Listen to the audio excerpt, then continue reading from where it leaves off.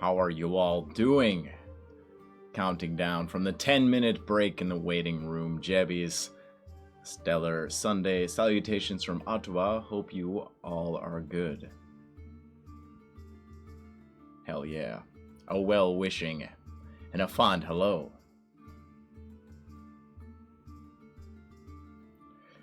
It is time. Let's hide that for now. Focus up. Oh boy. Got my freaking mic in the shot. Alright. Welcome in, everybody. Happy Sunday.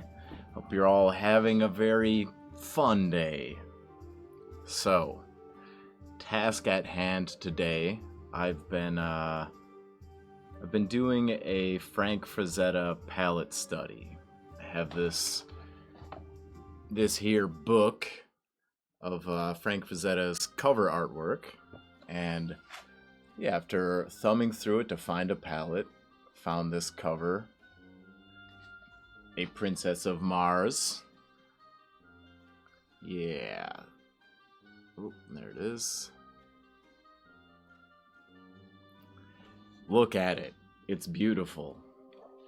So I've been, I kind of looked this over, asked myself which root tones existed in there, and tried to pull out what I thought it was. Slap that on my palette. Share that too. Shrink this down to reference size.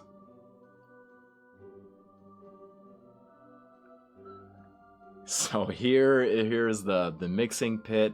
All the colors I started with, they are 4 days old at this point. That's how long this project has been going on.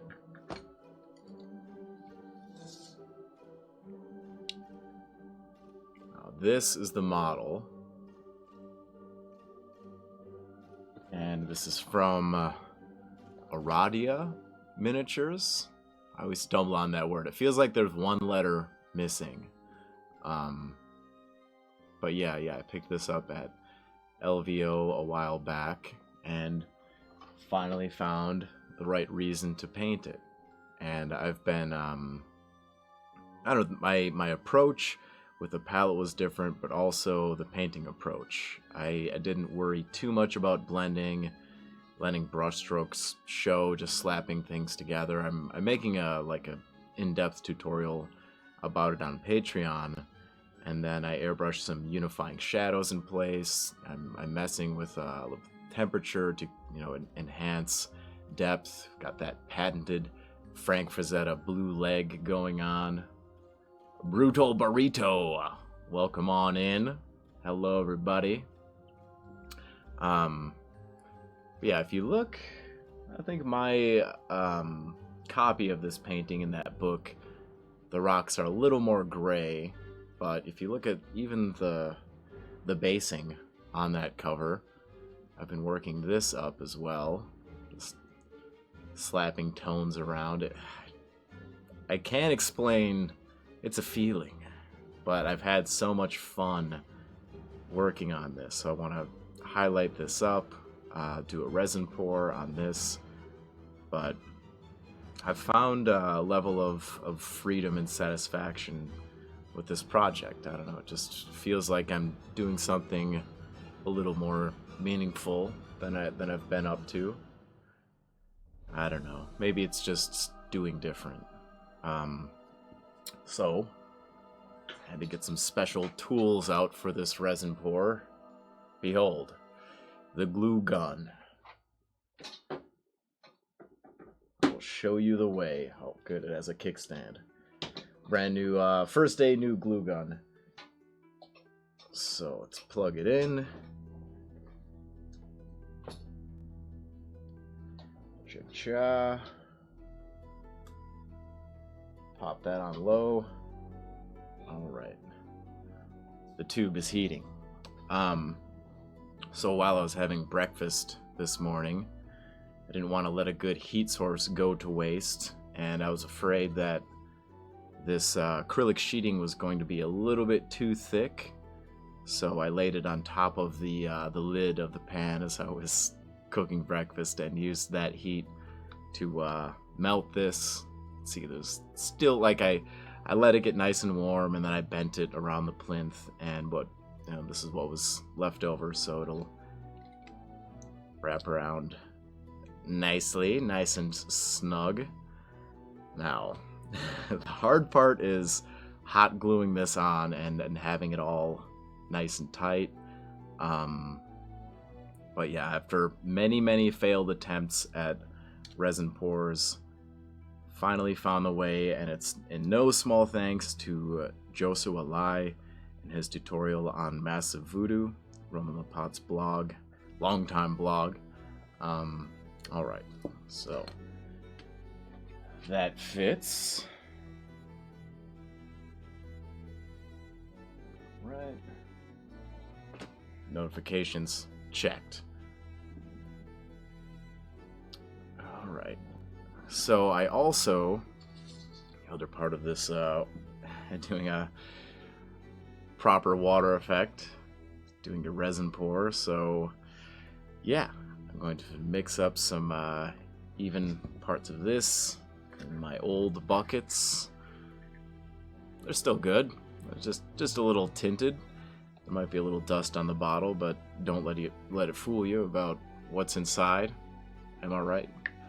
I add a little bit of turquoise into that. Let's see. Deep azure seems like an aquatic tone. Suitable.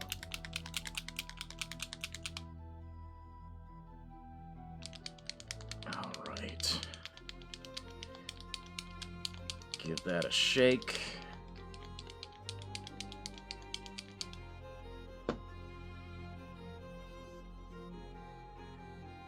Yeah, this is that, like, perennial experiment.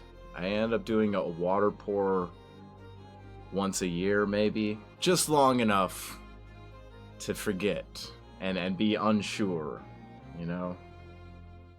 Be less confident in my abilities. Alright. Let's leave it on low for a couple of minutes. Alright, scoot this out of the way. Alright, I think I'll be okay, like a very trace amount of goo on my fingers. But let's finalize these crustaceans, these little seashells, while the glue gun heats up. Gotta space out those tries to prevent learning. The Atom method. Yes, Crashing Atom, welcome on in. Friend of the show. Yeah, man. I know it's coming. Every year, once a year, the whole city has to meet and we play a football game against the opposing towns for resources. I know it's coming every time. I haven't played football all year. Somehow I dominate. The trick is poisoned weapons. Yeah, I whipped this together real quick last night. I want to go and reapply some of these pinkish tones. Got a brick red and a white. Give me kind of a dull pink. So I want to saturate these shells. So yeah, they are going to be underwater. No more touching once the resin is poured.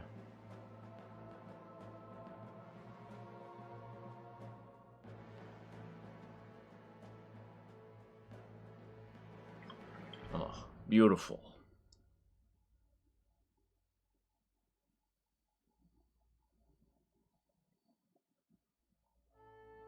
I was watching this video about the, there's a word for it, carcinization, where everything becomes crab. Interesting video.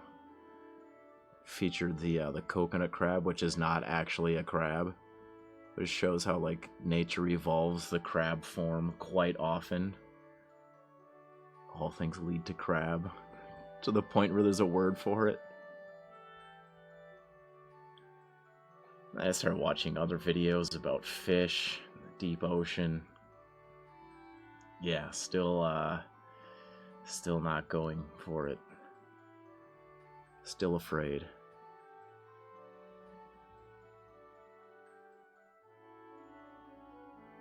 A little texture, just a few pecks of color.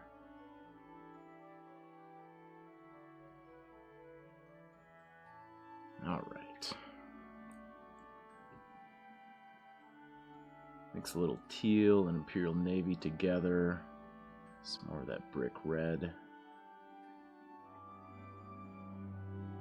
Yeah, shadow tone. I don't know that it's needed, but it doesn't hurt.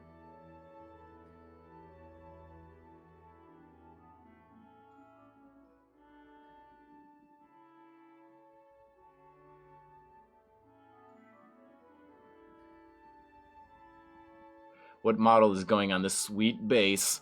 The base has a very natural tone. This feels muy organic. Well, thank you. Yes, I've been using this painting also on your screen as a reference. And it's this model from Aradia Miniatures. This Barbarian Babe. Danny-Predatrix. I prefer the name Predatrix. Yeah, I've been doing a whole Frazetta thing. Somewhat, I wouldn't even call it a limited palette. It's just like a specific palette. It dawned on me before, like, I don't know, the rainbow doesn't have that many colors. How limited of a palette can it be? Like that's what I was telling myself at the beginning. A lot of these limited palettes you'll see involve like 5 colors. So it wasn't that, even though I was thinking so at the beginning, but having these specific colors and highlighting with the same, I kept using Baron Dune or white, you know, just variations of ivory. Give it all a very homogeneous, painterly look.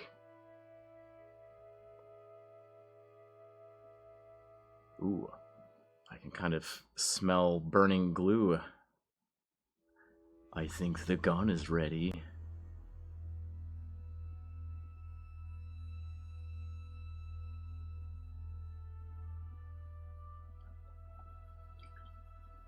Spec sent flex. That's cool. Thanks, man. I sent Duff some beatdown metal to laugh at, but it backfired. He told me he knows it's lame, but now he's super into beatdown metal. Man, when you're lifting weights, it kind of hits different. I know it's like it's goofy, and I can't take it for very long. But I do have some like beatdown metal tracks, etc. I don't know. Kind of like running around in the backyard with your shirt off, slipping in the grass. It's real, you know, just a silly time. But one cannot live this way. Yeah,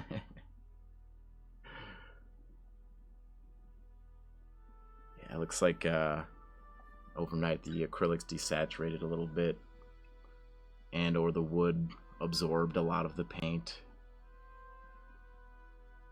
Yeah, I'm getting this nice dried bird shit tone to the rocks. Specifics. Bonjour. Hello, Frenchy Minis. I think you saw that message I sent you about this project. Yeah, man, I'm 4 days in and it's almost done. Like, I believe it will be done today. I truly believe this. And you're all here to help me out, so if I don't, you know, we share the loss together.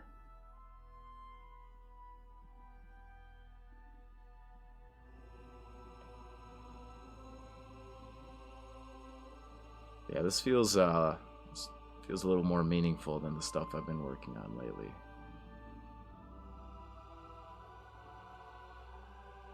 Fuck, sorry. Probably darken this a little bit. Yeah, y'all. I want to talk to Samson. Hello, Wolfsark. Happy Sunday. Is this the base for the lady thing you've been painting? Yes. Lady thing with her slashing swords of bone. I've been listening to the Barbarians of California for like 3 straight weeks. They're like punk thrash mock metal. It's great. Barbarians of California? Is this a real band? Yeah, man, that sounds pretty silly. But I can't really knock it. I've been lifting weights to Fermented Mess. Honestly, I've been on a death metal kick. I've been listening to this band Funebrarum a lot. And actually this black metal band, One of Nine, kind of melodic, a lot of Lord of the Rings things going on, which I believe is why they are called One of Nine. But yeah, there's a lot of like melodic big parts. Makes you feel like a giant when you're walking a little pug down the street. Just having lifted weights, freshly pumped up. That's how my life's been lately. I think he's downstairs. I was listening to Rabbit a ton, and they're like a death metal super band. I haven't heard of them. The Chicken Foot of death metal. Another super group. It's like a bunch of hair metal dudes, right? Chicken Foot.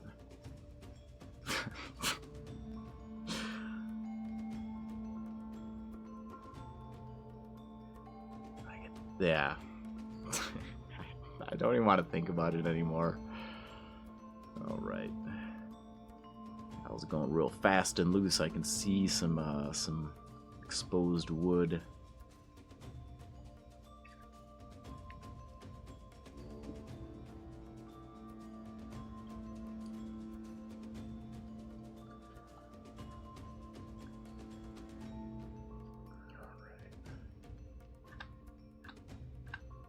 Ooh, a little smoke came out the tube.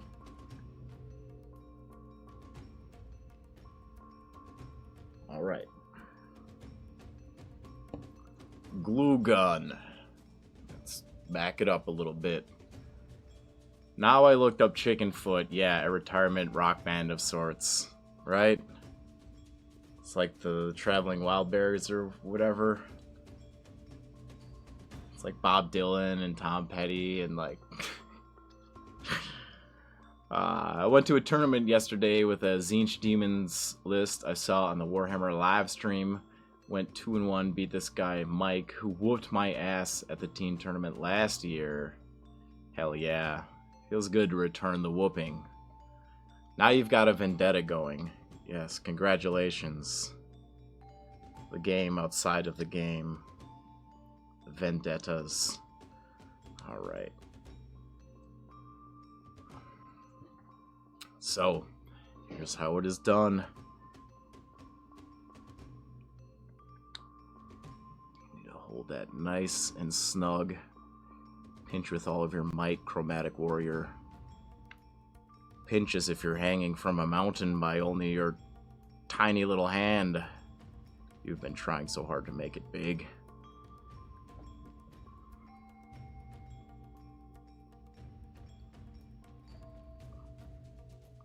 Nice. Try not to glue your pinching fingers to the mountain. Yeah. Alright. Let's just loop that away. Let that dry. Just to enhance the pinching. I want to add more to the back, but everything is nice and snug, so I want to... Oh, God, my hand.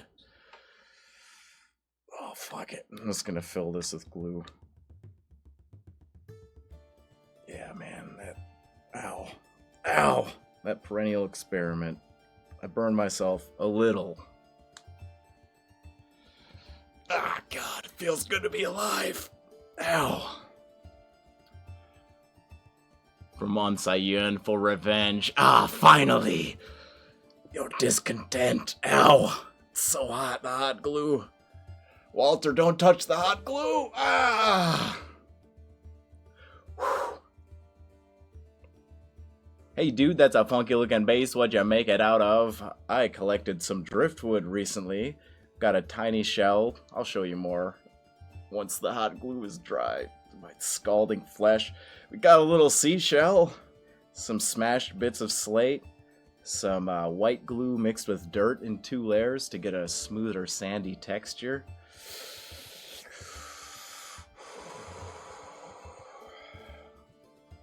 Don't let go. Never let go. This is why we train. We come here for the hard part.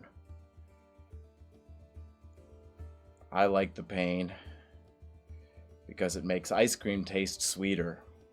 It's all about contrast. Step 1, scald flesh. Yes, write that down, little platypus. That's a good student. You could all learn something from little platypus.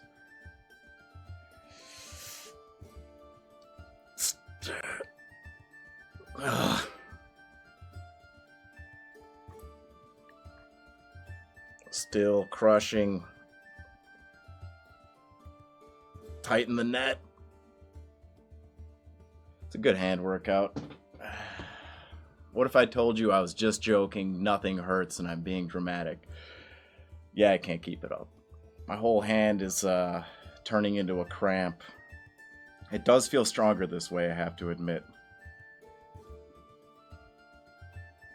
Is this the pain everyone always talks about art coming from? Yeah, sort of.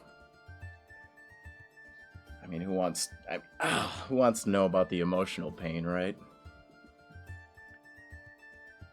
Sam burns off his fingerprints so the FBI won't catch him. Hey, Ops said they needed a shooter. Put my whole hand on the grill at the Benihana.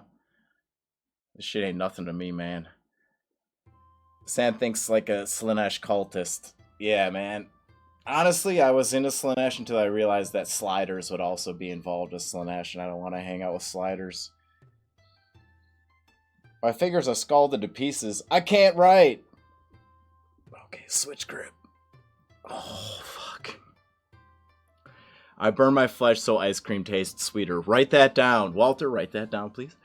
3 sets of 6 to 8 reps of scalding flesh. The skin is a muscle that must be trained. Yes. Russian spa style, man. Or Russian spa style, man. We must suffer for art. That's why they're called paintings. Oh, my little painty tings. Oh, the jabs I feel. And the way I squeal, you make me so happy. My paintings. My ting-a-ling. Okay.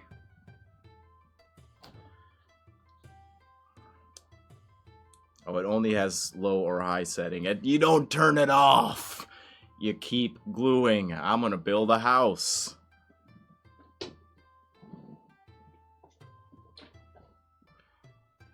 can't even, yeah. I burned myself just a little bit, but I feel like I won't even feel it tomorrow. Oh man, alright, let me rub my hand a little bit. That part was real. That was a little crampy. The burn was real too. The glue is real. The acrylic rod or sheet is real. But note, like, you don't want to use masking tape or even a white plastic card sheet because there's still going to be some particle transfer, and everything has a color except for the clear stuff. It's like my air conditioner. Wait, what? Can you please expand on this?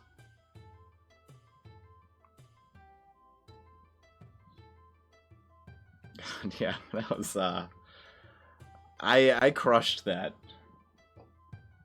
That's a good way to warm up to like final details of painting. Oh yeah, so you're just assembling. Yeah, this is the model from Radia that will go on top of it. It's been a study from a Frank Frazetta palette. I grabbed myself a very drab rainbow of colors in hindsight. Plus 2 browns. That's the expanded rainbow. You know, we're getting rainbows like that here. It has 3 settings. Oh, okay, 1 off, 2, blow in hot air from outside. 3, Arctic blast. Yeah, man. Must be a fire sign. Everything was real except Sam is an AI avatar. He's a VTuber. Yeah, dude. Tubes going in my V. Alright, let's get these. Going virtual on a virtual platform. It all comes back to becoming a crab. That's all I gotta say.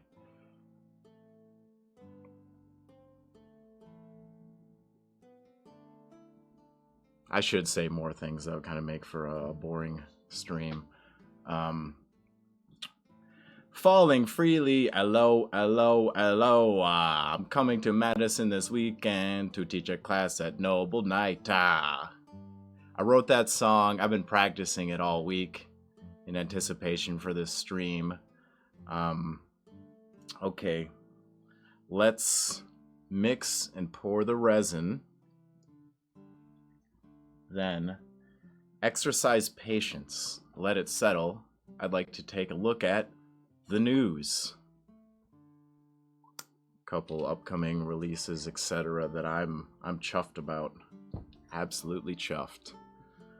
I, F1, embrace our future crustacean overlords. Yes.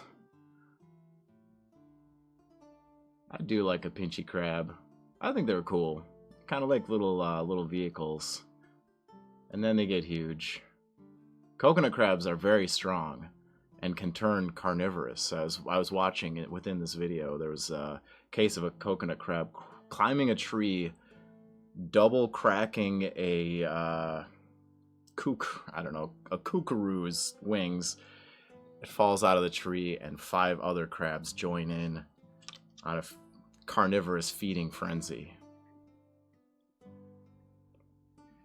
So yeah, learning about the PSI of their pinches. Standard human is like 300. Theirs is like 4,000. Not anyone in this chat, of course. You know, I'm talking about normal people.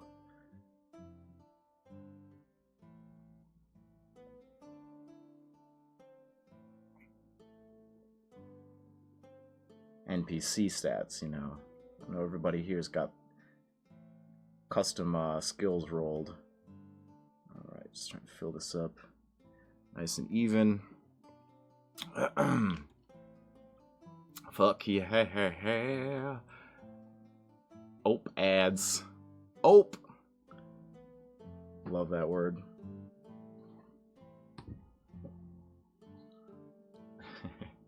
Oh, okay, this is the leaky one. Goo on my finger. Maybe I'm just whipping it around too much, jostling things.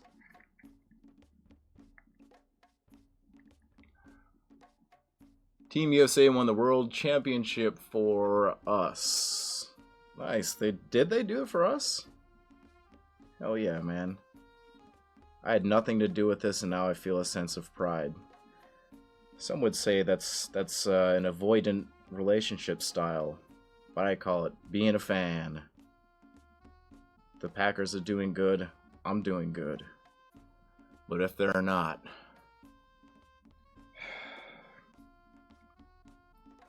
Vile, my man, the Unchained Legions gather at the helms of the Chromatic War Wizard. Or Hems. Hems? Good to see you, and nice project as well. The old, watch Captain Halgrim. He lives. Always watching. Ever vigilant. Yeah, man. It's nice to be, chatting with you again. We were a student and teacher during COVID, and friends drift apart and they drift back together, such as the sea of chromatic destiny. Ads are done. All right. Yeah, the pack. We love the pack here at Samlen's Artwork. I have a group paint hang on Saturday, but might stop by Sunday to say hi. Please, yeah, please do. Captain takes shape. Oh, what a shapely captain. Honestly, I can't follow a captain who isn't, you know, a little well-dressed, a little in shape. It's got to be some kind of riz.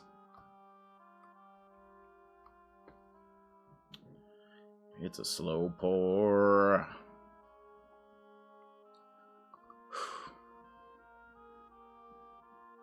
I'm just going to be nervous for 48 hours.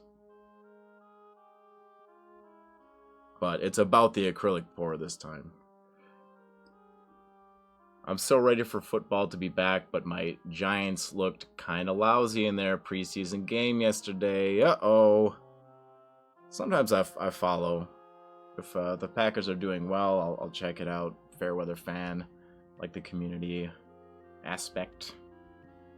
Packers will be great this year, but the division is super tough. In the past, it was always like, we're pretty good, and then you like play a team, you watch the Packers play a team from another division, and they're like sharpened fucking reptiles out there. Like, oh, the Packers are just men. Like we've had so many ugly wins when I was watching. Yeah, that was like the season or two after A-Rod headed into them yonder mountains he's always throwing footballs into. He just said one day, you know, I'm tired of throwing these balls and not knowing where they're going. I'm going to go find out up on them yonder mountains.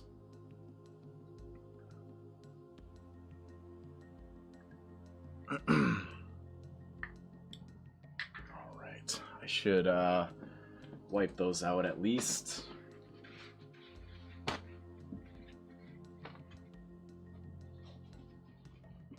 Oh! Chunquito! Hi, buddy. Say hi to everybody. Oh. Check it out. This has been my roommate for the week. It's my girlfriend's dog. Oh. Where is it?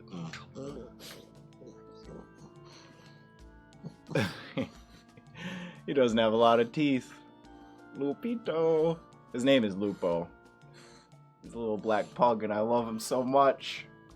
Oh, he's been the best little assistant. Yeah. Oh, getting chopped up.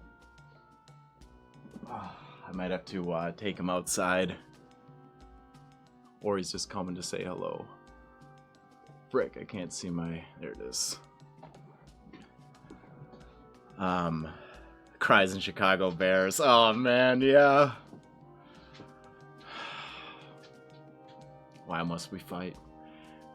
They're in the division with Chicago and Detroit. All right, let me stir this up. Just gently get it thoroughly mixed. Let them move the Bears to Indiana so everybody here can cry. Teams don't give a fuck about nobody. Yeah, that's the cool thing about the Packers. Somewhat owned, you know, by the fans or whatever the frick. Anyway, yeah, look at that, a pug. Now there's a work of art. Cutie patootie, yeah. Oh, he's my jolly boy. He is so precious. Yeah, I've been taking him on walks like 4 times a day. Getting out, like, his little engine runs out quick. Like 2 blocks and his tongue is flopping out. Oh, he's so invested in like where the rabbits were. He wants to stop and sniff like every 3 feet. Yeah, it's been an absolute treat having him around. My girlfriend's working at the Ren Fair, so I'm like, just you leave him with me, so she doesn't have to be alone all day. I'm teaching a class next weekend, but yeah. All right, lurk activated. Cheers, crashing at him. Happy hunting.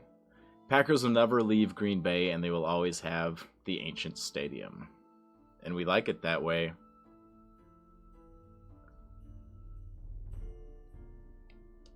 Yeah, little loophole. Yep, now he's just smushed down. He has so many faces. Like, his neck is bigger than his head, so sometimes when he leans far forward, it like curves over. All the rumples. Okay, what do I want to do here?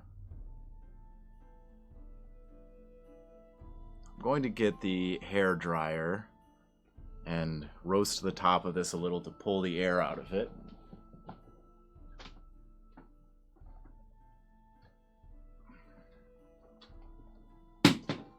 Plug this in. Oh, I should add a little bit of just a little bit of paint before I do that. Add a tone. Do I want to use ink? Yeah, maybe it's more transparent.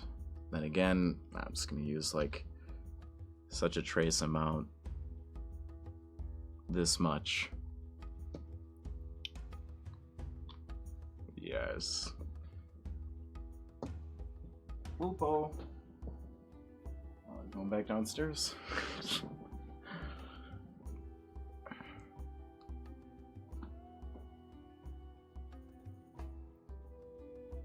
could always add a little bit more.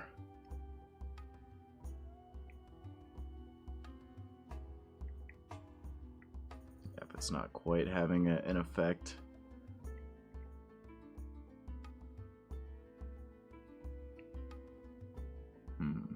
Alright. I want to use the ink because it has more of a transparent nature, and since that one little dousing didn't work, cool.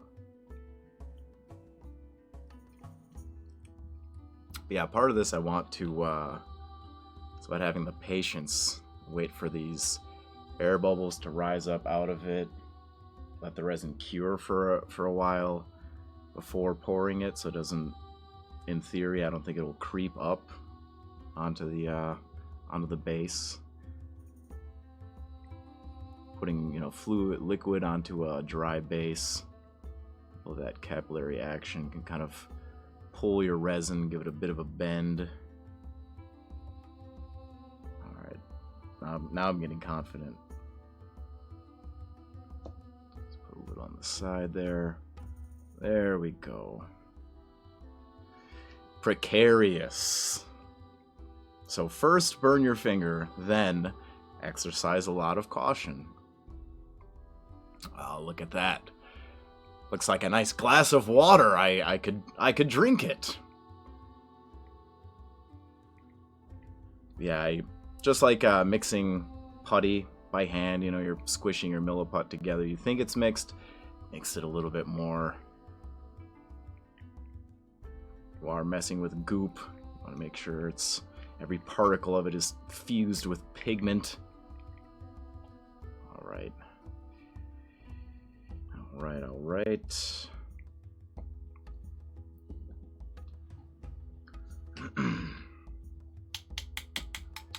try to knock some of the air bubbles up out of it. Encourage those bubbles to lift. Not quite Baja Blast Blue. Yeah, right?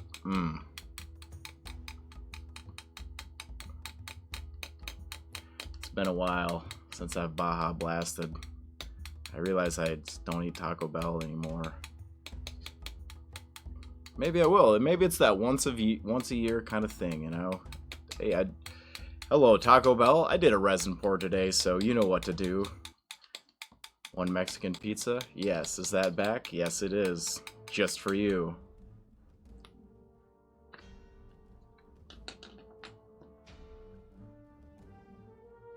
Never done a proper resin pour before. I used Woodland Scenics water effects on my Granite Clean One base. Didn't work the way I wanted, but it still looks cool. Hey, yeah, right. There are different ways to do it.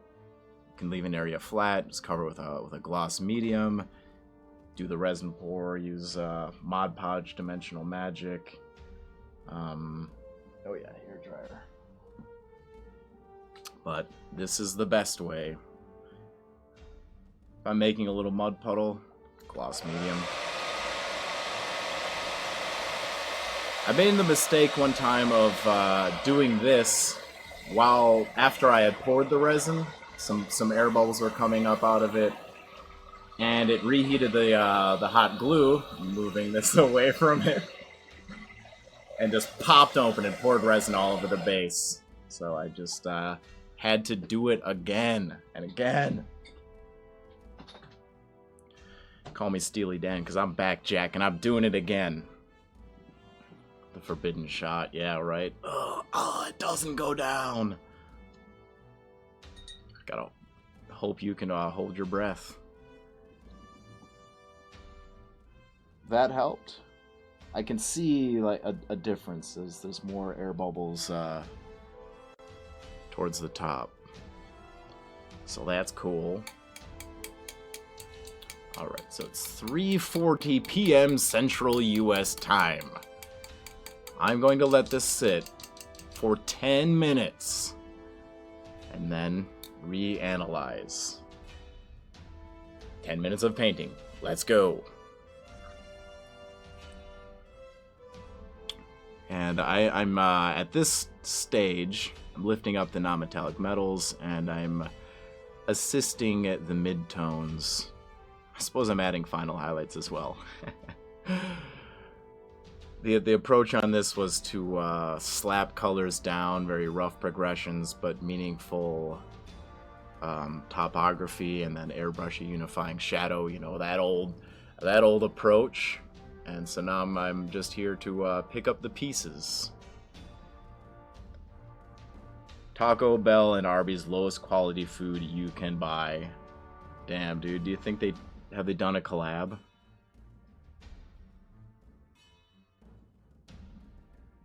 Alright, so I have a little bit of a brick red. It's Bakunin Neon.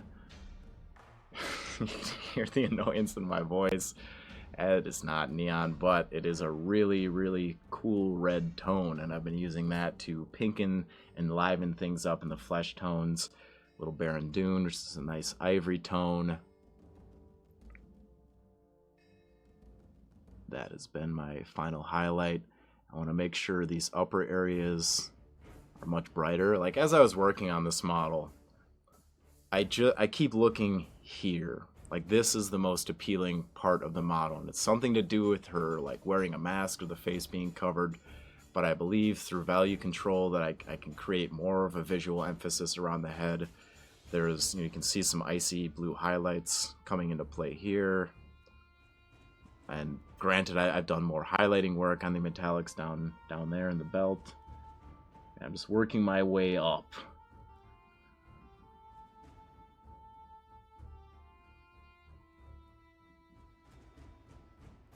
So just a little Baron Dune in white to highlight the non-metallic metals.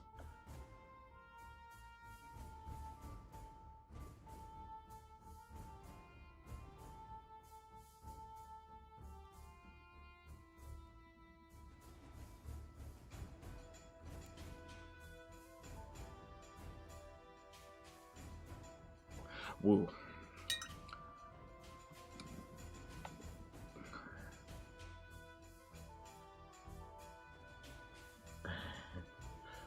This looks like a Monster Hunter character. Yeah. It probably is, yeah. I don't know. Do they have big-ass weapons?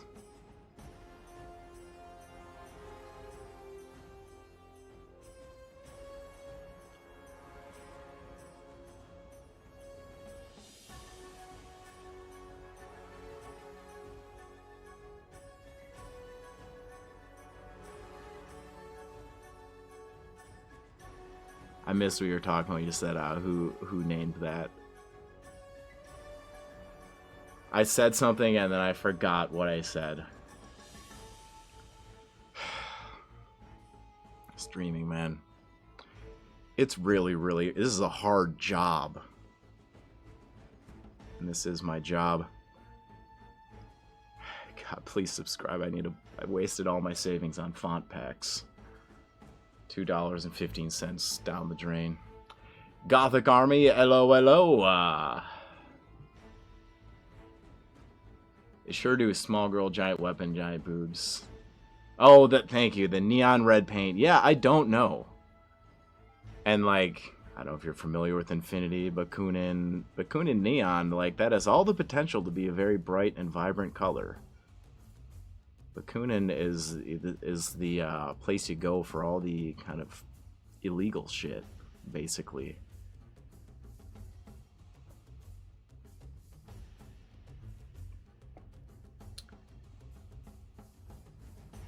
Like, maybe it's a typo. We can guess.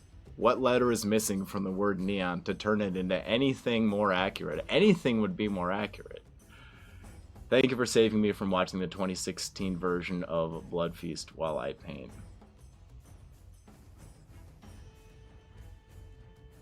Huh. I know I've seen that one.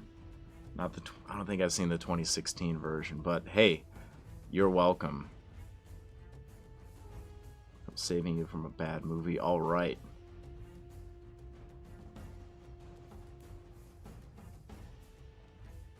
What do you, project check-in, everybody. Show me your hands. What are you working on?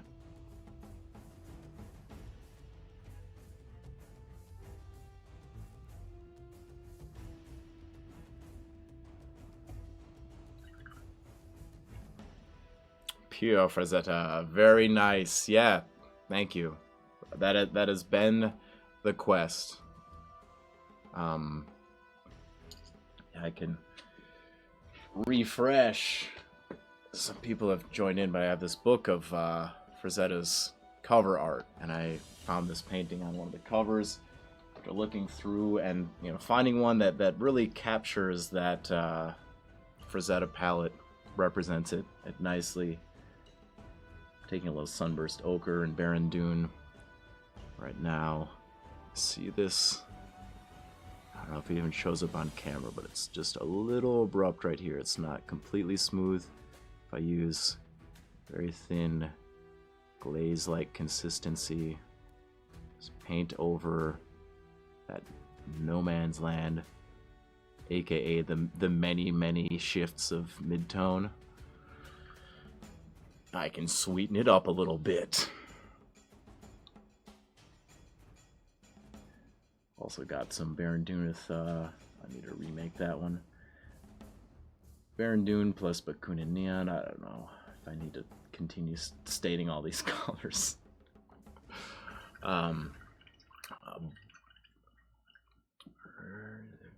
They made a new Infinity video game recently. Burrows and Badgers. Weird. Huh. Infinity video game. Another one. I finished a Celestial Priestess last night. Not sure what's next. Awesome. I like that point. The green pasture territory when you finish a project and get to choose something new.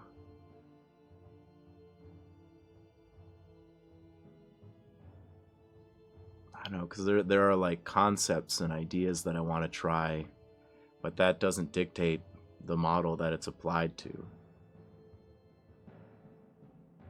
It's always a fun choice of like, how would I like to do a little bit different? How would I like to challenge myself? And which figure do I want to bring to life?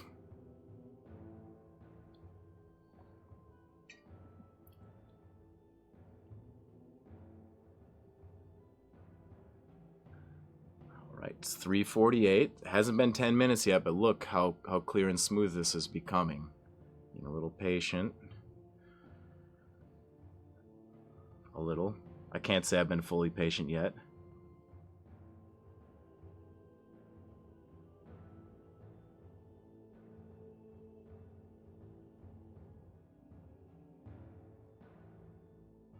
Oh, yeah, some of these, this model, for being a 75mm, it still has some very finicky little details. I hope no one notices. It's so small.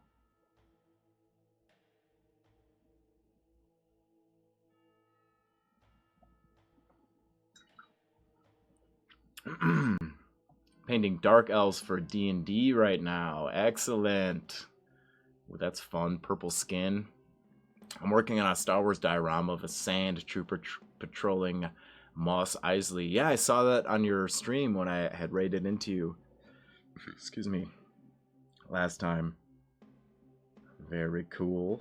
If I recall, there was a prominent cast or an occlusion shadow. There's a model from Great Grimoire, and I added my Steph Flare to it. Lots of stars. Hell yeah. Yeah, you really treat, like, every model is a canvas to work on top of, and I'm asking myself, like, what I can really do with something, or is it just demanding that I just render this sculpture? And you do a really good job of turning models into canvases and just seeing them differently. It's cool.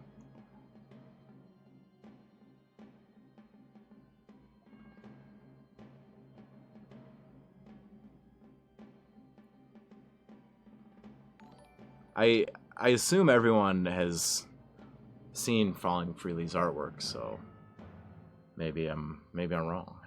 Studio Boneless. Oh man. You must have really big muscles so you never collapse. That's the goal. Become so gigantic you don't need any bones anymore. Thank you for the raid. Welcome in, everybody. I'm working on a Frazetta study. You can see the painting that I've been... I mean, he has a pretty common, his favorite colors, but this one captures the Frazetta palette nice and has some of those elements, like very distinctive cold areas, to push for distance. Yeah, fun plays of value, so I've just been analyzing that. And I also have resin pour prepared. So far, I've attached a sheet of clear acrylic to it. Very, very rough start. It looks ugly, but I want to make sure everything is nice and secure. Used a glue gun to hold that down. I'm letting the air bubbles evaporate out of my resin. I'm almost there. It's been sitting here for 11 minutes. It feels slightly warm as well because it's activating.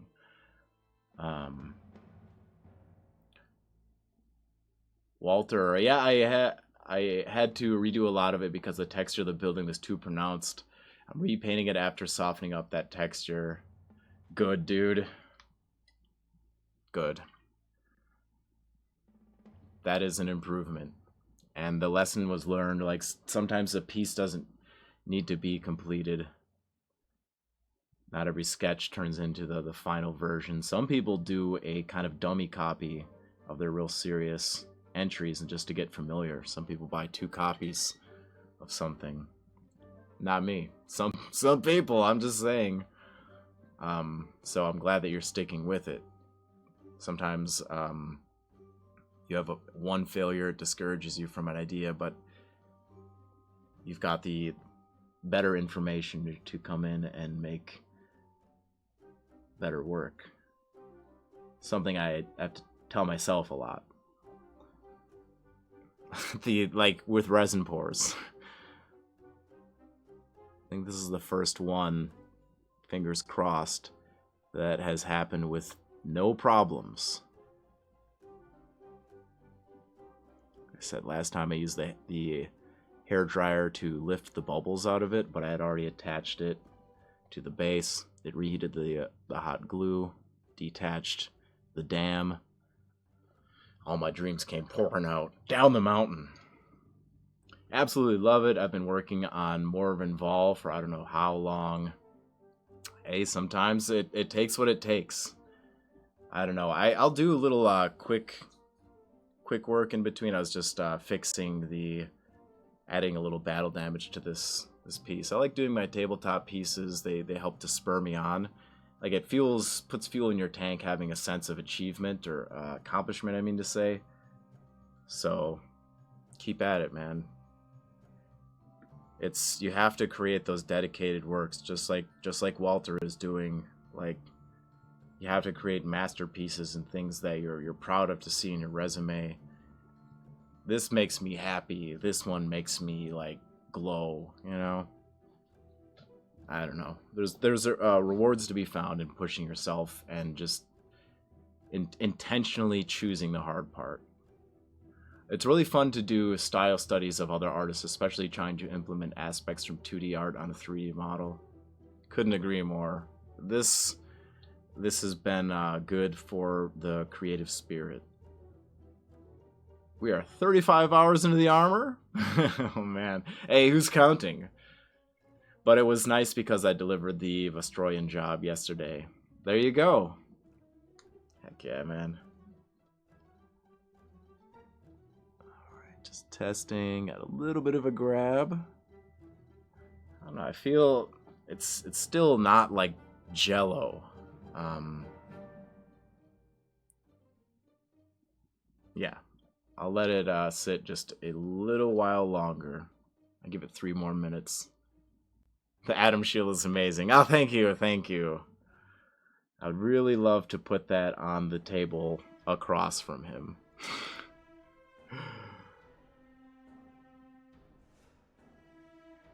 Yes, Saint Uncle Adam for battlefield protection.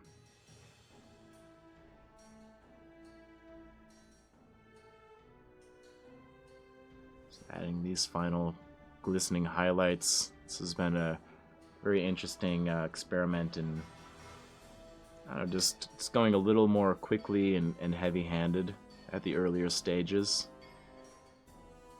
And I wasn't quite sure how it was going to turn out, but this gives me a lot to think about in hindsight, and for the next time I want to try something like this, I definitely do. And also just finding a place for all these alternate and unique colors. Very, very satisfying. Glad I had a chance to raid. I learned to paint from your videos with Uncle Adam about 13 years ago. That's awesome, man.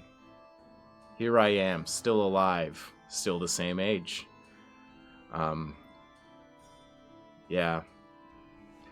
I knew at that time that I would fondly look back on that memory. During the time that I made those, that was a time of struggle, but it was a chosen obstacle. I had worked at a tattoo shop. I think I had even recorded some of those videos while I was working there. That's how him and I met. My boss decided to close the shop down, and I had been taking on miniature painting commissions, painting them at the shop in my downtime. I was also playing the game, painting my own models. So I decided to give it a try, full-time. I was like, I want to make a life being an artist, being a miniature painter. I think I can do it. So I moved into this like flop house. Like I've always been involved in like the underground punk scene, and we stick together. Poor people often live in clusters. This place is no different, and it was in a past tense. Like previously everyone that lived there was on hard drugs and stuff, and the place was just partied and trashed. But it wasn't that way anymore. However, the remnants are still there. There's still writing on all the cupboards and broom handle holes in the ceilings, and people just walk down the hall stabbing the broom up into the ceiling. We didn't have plumbing in the upstairs, that had been destroyed. But I did airbrushing in the bathroom, which no one else used because it didn't work, but it had a fume hood or whatever, a shower vent. And my rent was $150 a month to live in such a paradise. From there, I was able to work my way up. I could pay my rent painting models. That was kind of the easy part. If I didn't have a commission, I paint something for eBay. And now I'm here. I'm on the factory team, and I have a book out, and I'm traveling and teaching weekend courses. I didn't have any of that when I had started out, so very meaningful time. I currently airbrush on my stove in the kitchen. Whatever. I mean awesome. There's no shame in that. I'm assembling a dragon on my kitchen table. I use the heat from my breakfast to manipulate this sheet of acrylic, but that's more just because I'm a maniac now. Thankfully, I do have the space for it and have what I think is a very nice studio. But yeah, I didn't. When you don't have a studio, like I add this this toolbox with all these drawers and is very tall. Just throw that on top of like a TV tray or something. Start painting. Eventually, I had like a tiny little computer desk that basically just held that box.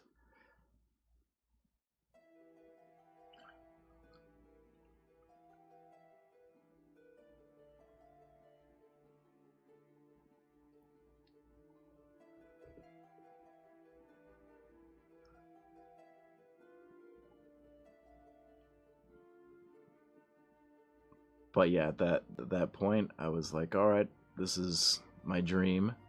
No one is counting on me, so I'm going to pursue my dreams or die trying. And I just kept trying. So keep trying. If anybody out there listens to this and relates.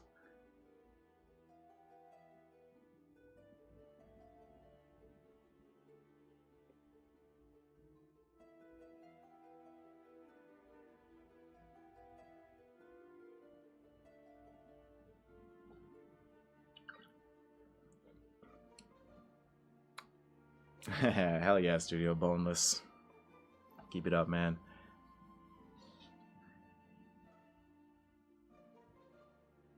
Alright, I think this is pourable enough.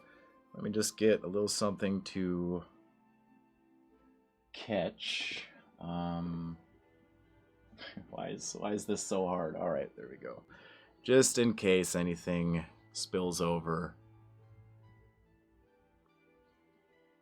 Yeah, sorry, auto levels be automatic. And I make tutorials on Patreon. There's like going to be a very detailed look at this. All right, so just pour in a little bit so it can gradually work its way in. If you pour it in quickly, you're going to create more bubbles. We're trying to minimize bubbles. I'm expecting them. It's just going to be that way. All right, add a little more to the blob. Nice and smooth.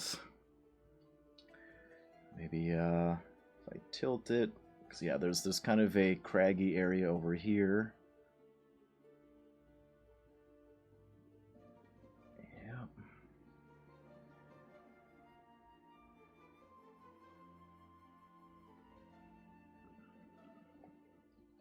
Trying my hardest. Sorry, I'm going silent. Found some royalty-free music that isn't AI, so we can all listen to soft fantasy dingles while we chill.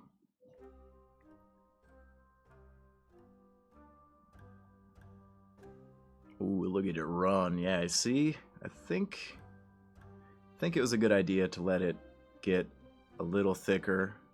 I don't think it's going to like crawl up the base. Hopefully I don't see a lot of that. So I was really trying to get around air bubbles. I don't know. I'm nobody's hero. I don't know if I can do that. Yeah, nice. It's pouring very slowly.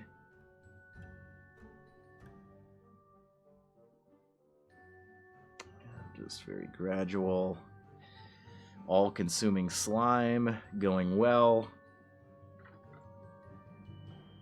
Let me grab like a garbage brush.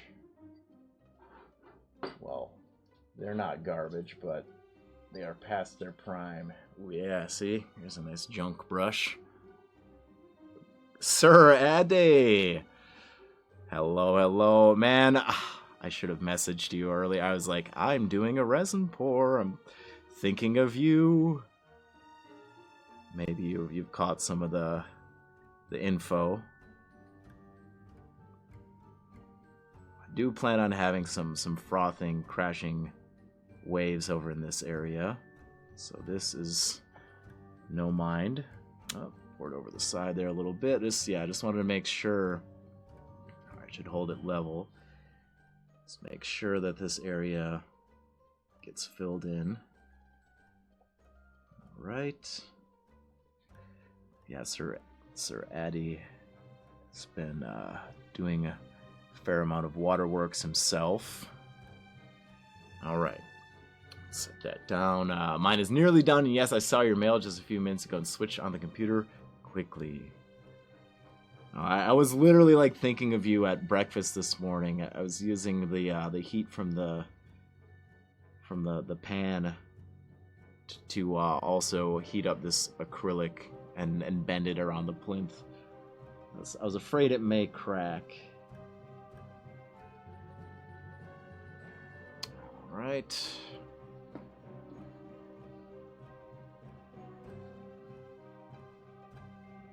Oh man, it's so serene. This is the clearest resin pour I have ever done. There are some air bubbles in there, but this is still like the least amount of bubbles I've ever had, so I call it a win. Just make sure that see, it is very thick. Let's give a little tip. All right. Okay. Oh God. And that is how I became covered in water effects, Doctor. Yeah, and with these, like, I am trying to pour it to the absolute brim because it's going to shrink a little bit as it dries. So you actually use that line to set the surface level and try to pour it like the fullest pint you've ever seen, you know? I just worked on my waves. I think I found an okay approach. Yeah, I want to try with this. That'll be a separate stage, but laying down like I have some of the thicker gel for making waves that gets semi-dry and drag some cotton through it to pick out the fibers and then sweep some gloss medium through that so you get a little spritz. So yeah, sorry the auto levels are going crazy on this, but I hope the play-by-play. All right. Okay. Whew. Holy shit.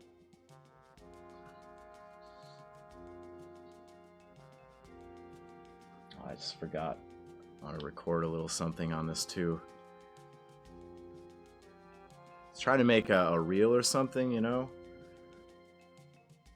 On the kind of gist of it. So if I have footage of myself stir, yeah, this is how you stir resin. You like knock the jar around. Try to get that out of the way.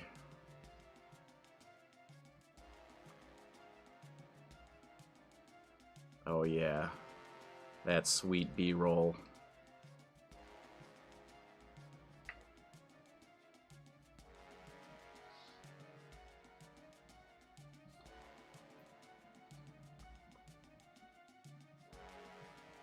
Fingers crossed.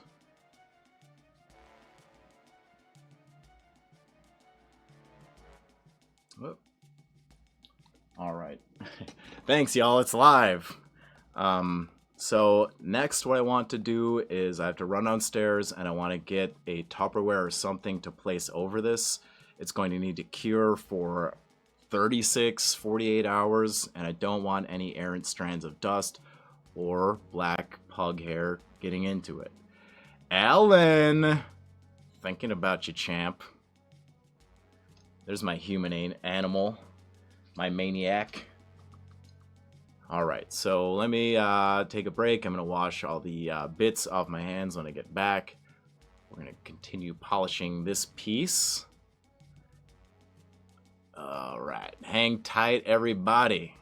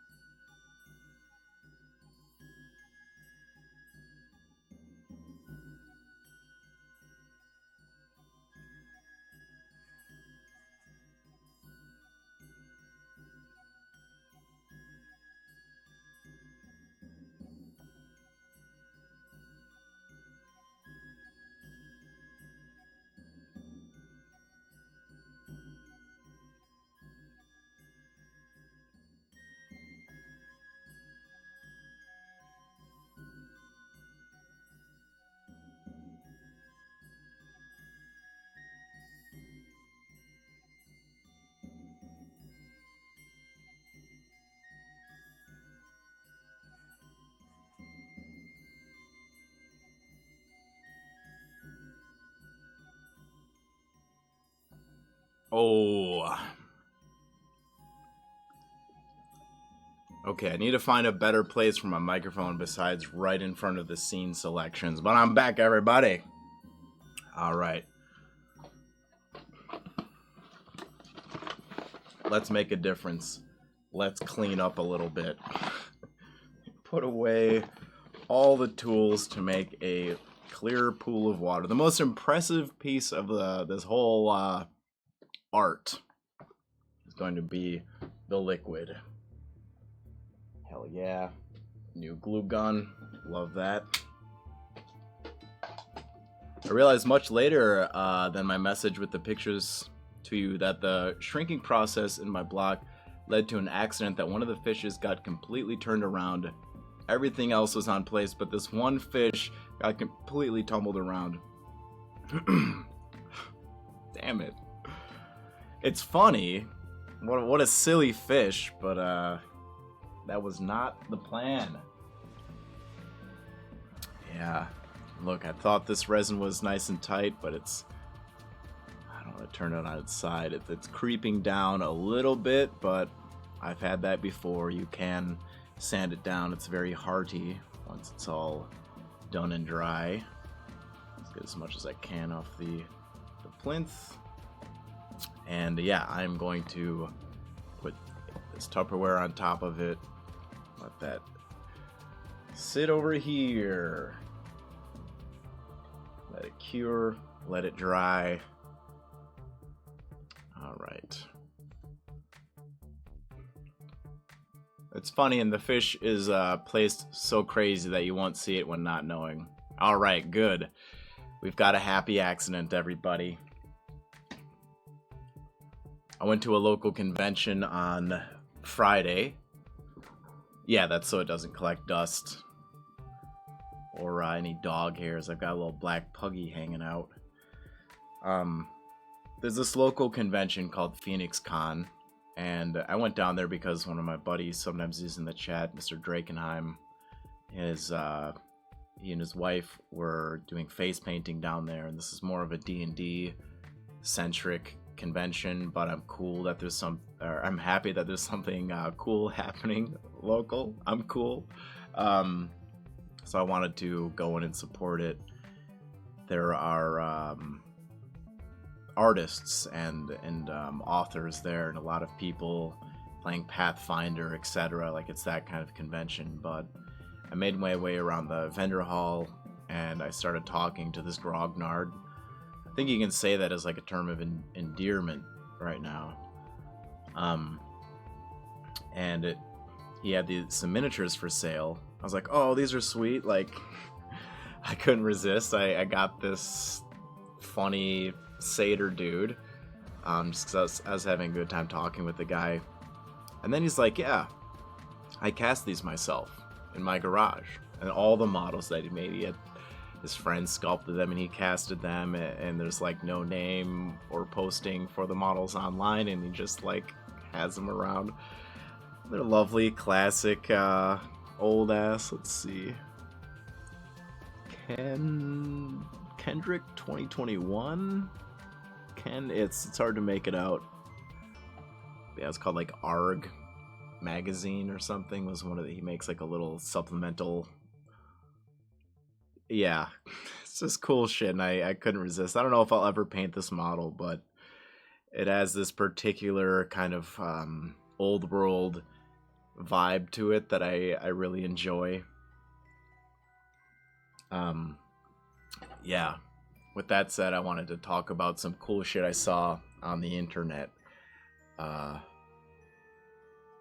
Yeah, very nice. So first of all, orcs are finally being released next week. I've been waiting. I wanted to get my hands on this Chunkalunka city bus. This living school bus that will kill you. Yeah, I'm really, really excited about this model, and I've been playing the video game Space Marine 2. I really like a lot of the scenery in there, the ruin, like everything is so ruined it becomes an organic shape in some of the areas. So that's the kind of mounting I'm thinking. have to. And I have to paint this too. I'll definitely like just swap this out. I'm painting the Armageddon orcs, but I don't know. Maybe I'll paint 2 war bosses. It's fantastic. Yeah, this is whatever. He's cool. I won't have any use for it unless I'm like playing the game out, but definitely going to get a box of boys because like I don't know, I got the invite to teach classes at Adepticon again, and one of the classes I kind of want to talk about like painting orc skin and leather. Maybe we do this, but you all hand the models in because we're using the color scheme for my army. Hand your model back in and get a slight refund. But yeah, I don't know. They're just nailing it on the orc design. This is better overall, so I'm just stoked on all the stuff coming out.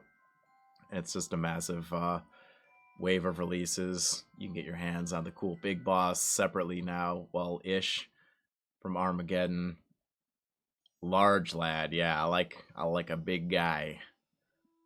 Still want to paint this guy too. I mean, I'm going to paint it all, but I want to do a stream on this one because it's going to be really wacky. We're going to have some funky fun with it. And yeah, there's other stuff. Details, whatever. Back to the green machine. Sorry, I ate a handful of peanuts when I was downstairs. If you have a stream bingo card, you can mark your square. And I think I've said that in every stream. Peanuts are a kind of unbeatable snack. But yeah, look at the little... I love that there's little squigs everywhere. And this one has to be its own separate piece. So there's like potential to do a diorama of this runt hunting a little squig. Micro dioramas, people. I see another squig back here. We're clocking squigs. Why can't I pinch and zoom into it? Must have these orcs. The crazy one is your style of painting would be blast. Yeah, the weird boy, yep. Hell yeah, I'll be a weird guy painting a weird boy. Look at my son. He's beautiful. And he can pull a tractor. Yeah, this offers a lot, and it is one of the funnest colors. There's something about yellow that's been very appealing to me lately.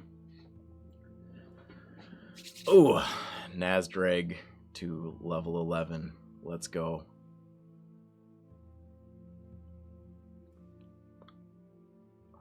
That's right, Nightbot. I am making tutorials on Patreon, and I make blog posts, and we did the scrying pool recently. It was a feedback session for all who had posted in that channel on the Discord. Yahoo! Oh, thank you.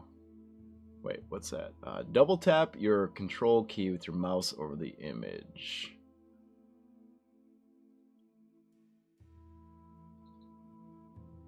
I mean, like this? Yeah, okay, I got you. Open a new tab. That is bigger and better. I love him. They say a man can't love an orc. I say they're liars. Thank you, Rathmore. Control plus. Oh man, see, this is all the tech know-how. Thank you. I have learned a lot. I legitimately am thankful. There were some early streams. I don't know how to use a freaking camera. Look at me now. Troubleshooting. And learning every day. Another, I wanted to give a shout out to Wellywood Gaming on YouTube. He busted out a series on the new Necromunda box set. The new edition, Necromunda 2026. See if I can might as well get some kind of graphic up of that as well. But I got together on Saturday afternoon with Uncle Adam and my friend Raven of Gravenly Studio. Let's see how it's Goliath.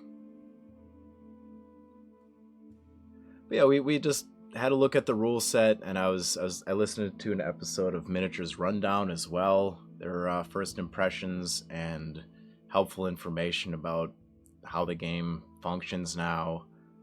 It seems like a lot of fun. I have a Goliath gang that's painted. I'm not going to paint more things unless I'm actually... The only feels bad about this is that I spent money on books and played like 3 games against Raven, and we just never got it off the ground. Like, so now with this fresh edition, I don't know, there'd be some fresh interest, and maybe it gets going. Control and scroll wheel up and down zooms. Well, damn, that sounds like my kind of style. Whew.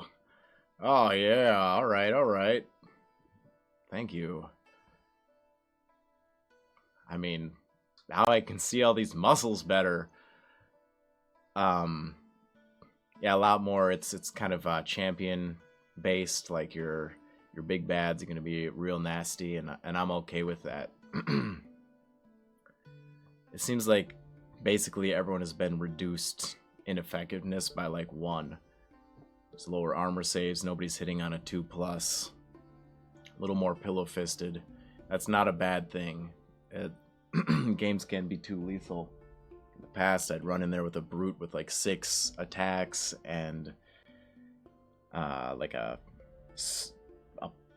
renderizer, I think it was. Yeah, it's been a while. I'm slowly building my list on Munda Manager. But yeah, I just annihilate anything he came into touch with, you know. And then college, so I'll forward my 140k bill over to you, Stu. Yeah, cool. We're at 1900 Washington Avenue. It says White House. But yeah, that was fun. I'm interested. We'll get together on that.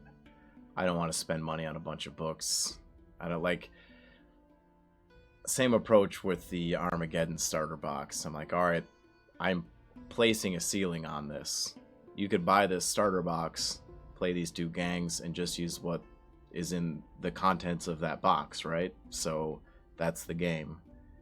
They're going to entice you with add-ons and more confusing rules, but if you're not actually a player of the game, like myself, I'm not much of a player, what's the point?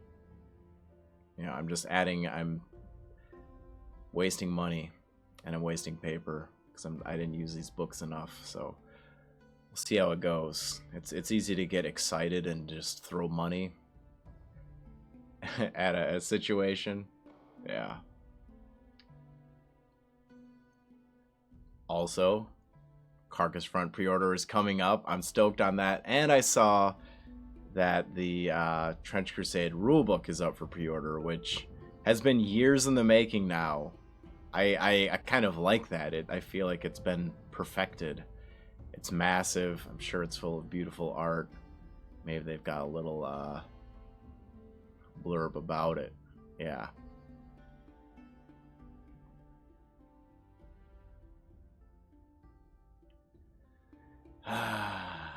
That looks very pretty. All that Mike Francia art, some Martin McCoy artwork. Who is that? Is that? Could it be? Is it him? I'll have to check. So yeah, talking about not spending money on paper. It's worth noting yeah, this doesn't feel as temporary as the Warhammer rulebooks have become. That looks nice. I'm lightly considering getting a Conflict 47 starter to play with my buddy. He lives 3 blocks away. He's a tank driver in the army. Seems cheap and easy. Yes, but do you already own a game? Is there anything else that is cheap and easy that you already bought with that in mind? In this economy? I'm just like... It goes through phases, but every few days you realize that most things are destined for a landfill is all.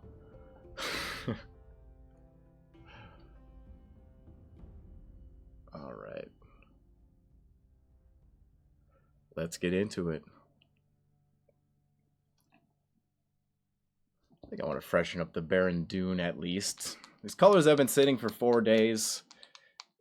They have various strengths here. The Baron Dune dried out a little bit more than the rest. Everything else is quite runny. And that's good for what we're up to right now. Crispy, bang-a-lang with the gang. Hello, friend. Oaks, oaks, oaks. Yeah, buddy. All right. I got to do a little throwback. We was talking orcs. Yes, we was. We was talking about them good things. And what is proper.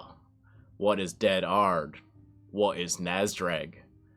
I was obsessing about that. And these Umis taught me a funky new control. I can zoom into a page now. Look at me navigate the internet. I'm online. Thank you for the raid. How's it going, my man? Whoops. That was a non-existent shot. Nice. Yeah, dude. I assume you saw all of the wave of orcs about to be released. I'll take one of all, please. Because I know that I will use them for things. Like, I'm thinking about, I want to teach a class involving orcs at Adepticon next year. What it becomes exactly, I don't know. Skin and leather is my current idea. I'll take two, yes.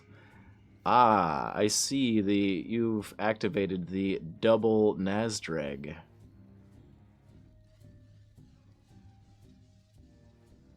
Yeah, dude. Very happy. I have been excited and eager about that. It's right in time. I've got a nice line of projects. Well, I'll get to that Nazdrag.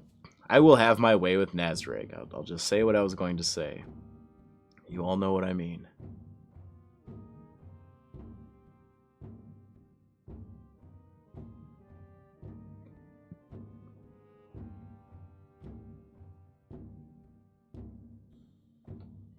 I'm attending to the finer things on this Barbarian Babe, doing a Frank Frazetta palette study. We did a water pour earlier. I want to thank the crowd for cheering me on. I burned my finger, but it was just a singe. I feel no pain any longer. I know you were worried. I'm okay. Thank you. How are you? So yeah, Sunday stream, Latino Hot. What is good, man? Having a jolly time. Painting the world. God, yeah, there's some teeny bits on this armor. I think I can manage.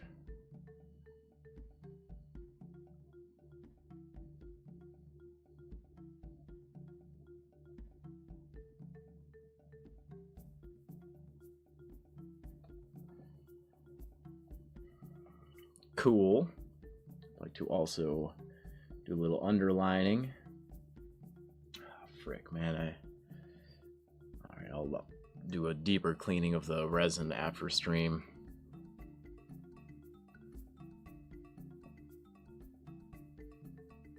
Yeah, this looks a little too abrupt here to highlight it with that bright ivory.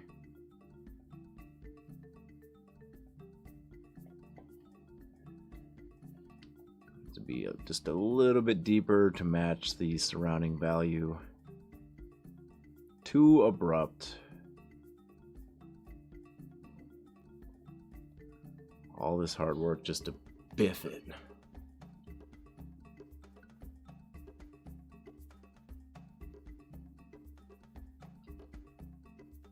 Okay. What I need is a fresh paper towel. Because I keep placing my hand in ooey gooey water effects.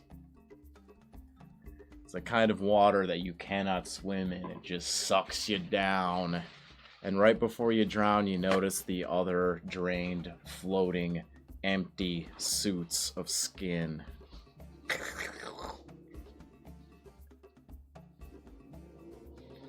I came down for a vacation, the empty bags of skin say. Krieg's Todlick. Pachow, alright. Love to see that in the chat. Good evening. I was just hanging out with Uncle Adam on Saturday, kicking the tires on the new edition of Necro Funda. That's a little joke we tell around here. Yeah, man. So I think Uncle Adam will be talking some Necromunda real soon. We're all pretty excited about the rules and the changes. Still looking like a good game. Yeah.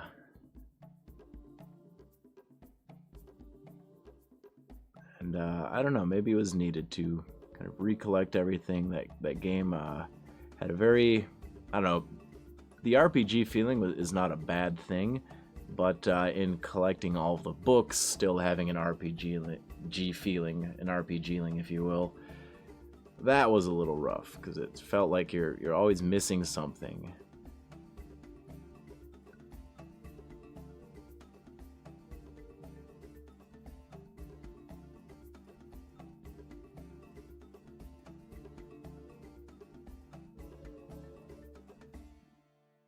Just holding my breath in between detailed brush strokes, don't mind me. Ugh. Meister, I have to go to sleep now. Working day tomorrow and hard evening yesterday. Not the youngest anymore, as you know. But hey, we press on. We get wiser. Sleep well. I will talk to you soon, sir. I believe on Tuesday we've got our lesson. So rest up and gesundheit.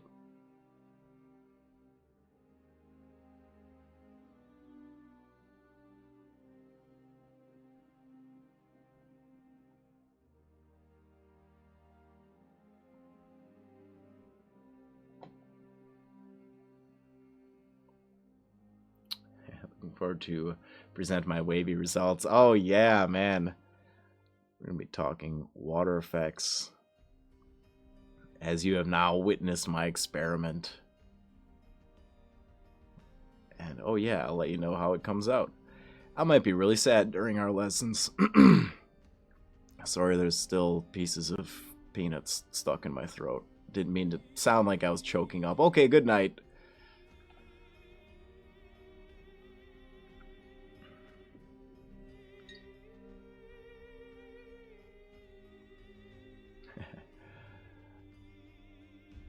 The only way Necromunda was playable was with using community-made database for all the rules. Otherwise, it was not feasible to gather all the rules. Yeah, dude.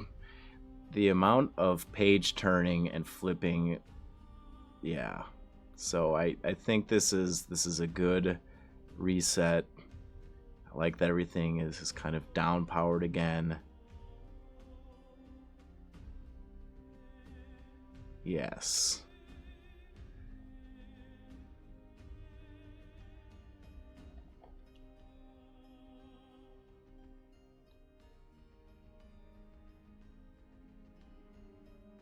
See these little, what I like to call glistening highlights. You have your little edge highlight, break away from it with a few meaningful dots, just adding little glints of light. Make the metal sparkle. Sparkle with the bubble wand.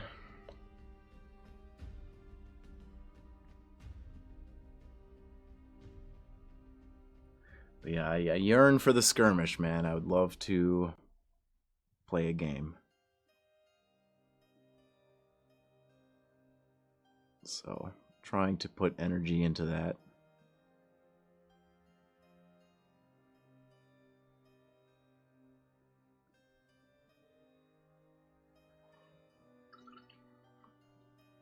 All right. Not bad, not bad.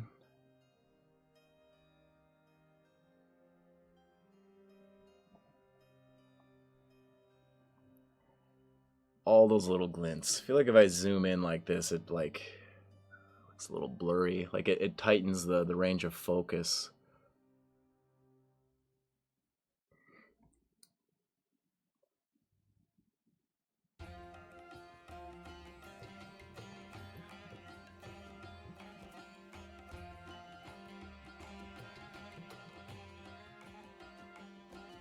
Yeah, see if that just kind of makes it look a little more shiny.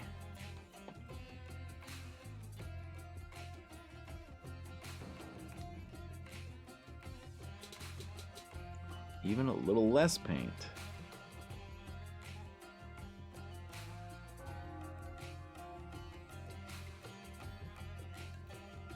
Oh, watch that faint tolling bell I hear in the distance. Tommy DeWitt, thank you for the subscription. I appreciate the support. Aru. All of this money gathered today goes towards buying new font packs. If you check the description down below, you can see those font packs in action. They don't come easy these days. It's getting hard for a fella to afford very thin slices of bread, font packs, and then to print their flyers upon the thin bread. People keep eating my flyers. But I don't blame them. It is sourdough. That shit's delicious.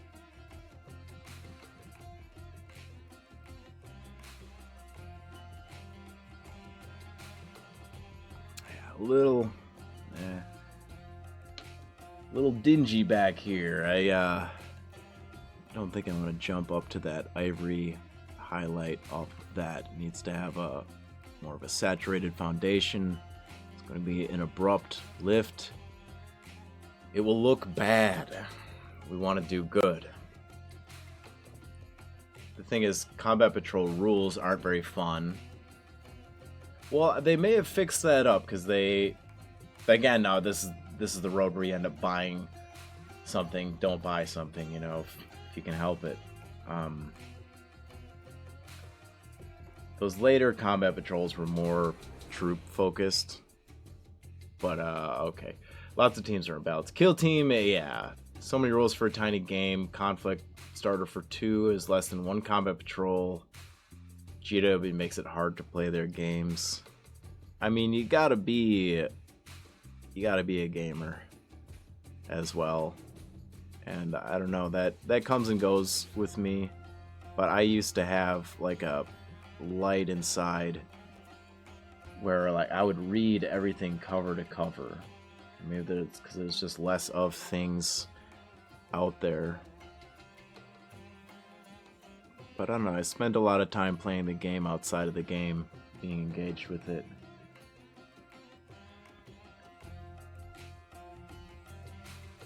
Reading all of the lore in the 40k rulebook, you know. I didn't do that the last few times. And there are these people out there playing games on like a weekly basis. Like, I think I go to Christmas more often than I play games.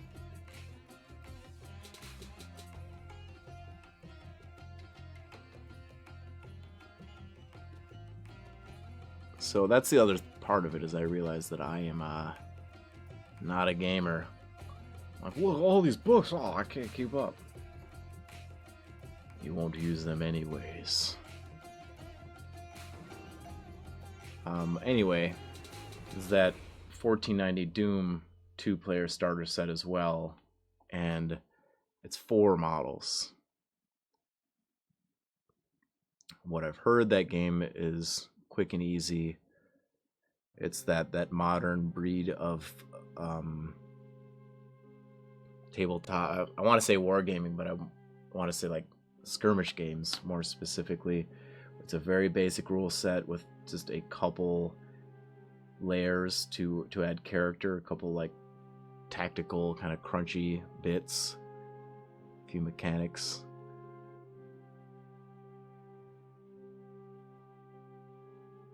Very easy to rip into and understand.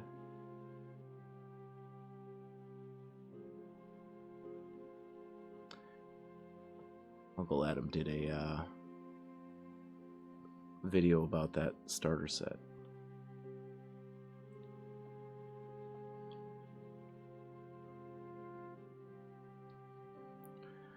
But fine, go and buy Conflict 47. I release you.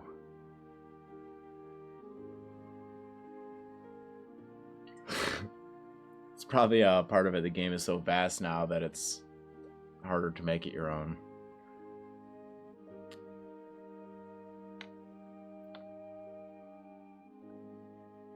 Yeah.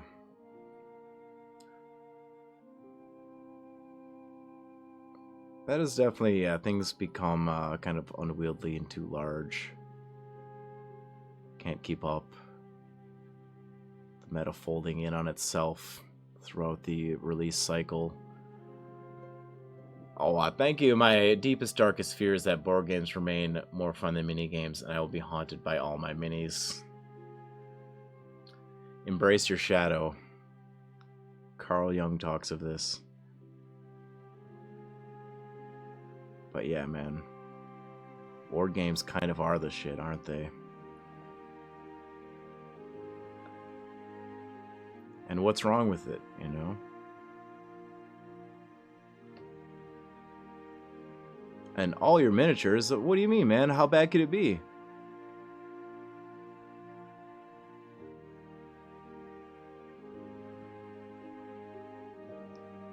Guy, I put up that story after Adepticon, like all of the loot that I bought one of the swag bags, so you get like a copy of Dominion, you know, like there are like a couple starter sets, and there's just a pile of loot and the things I bought, and the caption was no, I don't play mini games, why do you ask? Or I don't play very often, or yeah, some shit. Fight your Shadow Link, merge with him, and beat Ganon. Yeah, right? Unify the Triforce. Link.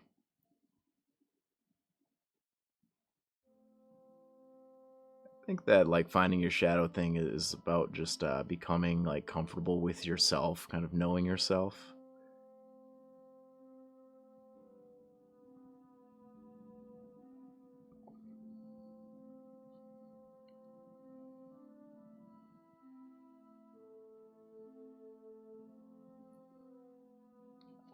Got that Sunburst Ochre and Baron Dune combination. Yeah, that Bright Ivory, not chill enough for these outer areas yet. This does need some definition. Ah, frick, it's tricky. There's no edge. I just had to paint a line in there, you know. Yeah, I donated 4 years of Adepticon swag bags to a local gaming store. Bench pressing 4 years of Adepticon swag bags. I can see it now. I do want to make a video called bench pressing my pile of shame and like weigh all the shit I have, right? This I'll never do, but in this fantasy where I refuse to unite with my shadow and just wish list a life until it's over, I bench press my my collection. You know, I weigh it and then put that amount of weight on the bar, and then I curl up in the fetal position over a copy of Catcher in the Rye and go into the book. I think that's what happens. That's what John Lennon's assassin thought, at least. But that's already taken care of.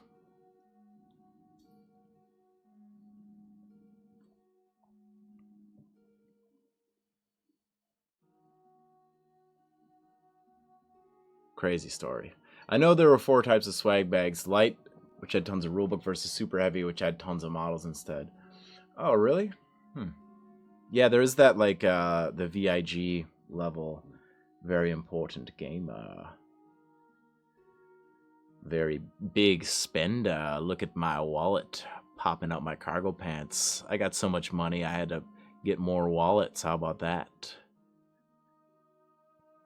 But they are nice to, I like them big swag bags. I think I'll go for one. I didn't get one last year, I did the year before. I'll go for it again.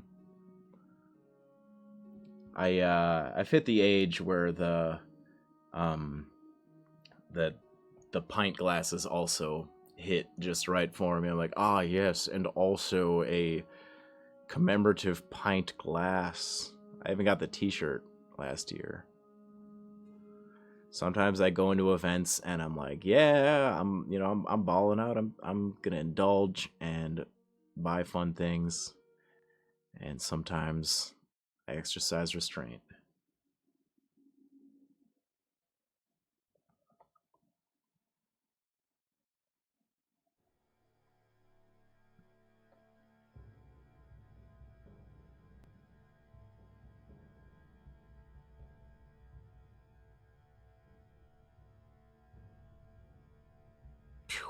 Alright. The finest detail. It's rough because I don't want to rest my fingers on the model. Get into this upper area. It's hard not to touch what I've already painted. Seeing that made me not want to buy the swag bag unless I'm going ham for the heavy one. Yeah, right? I'm walking out with that thing over my shoulder.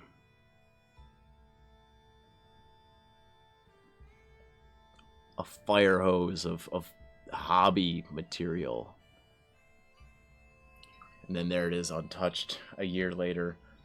Another, please. More swag. It pleases me. Think of the potential.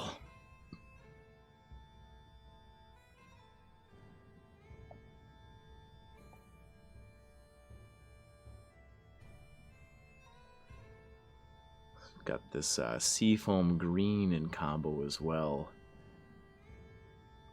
It was really fun starting this off. I spray painted it leather brown. Army painter makes that in a rattle can. And then I took like leather brown out of the bottle and just threw blue into it. Created this murky green tone, and that's kind of been a unifier. But yeah, you can really see it present in like the underlegs. Love the overemphasized fantasy tones. Yeah.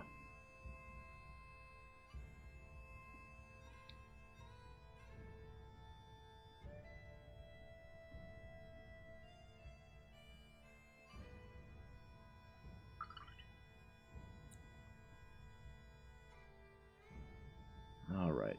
I'm jumping all over, but let's attempt to stay attached to one thing. Dark lining. Or dork lining for me.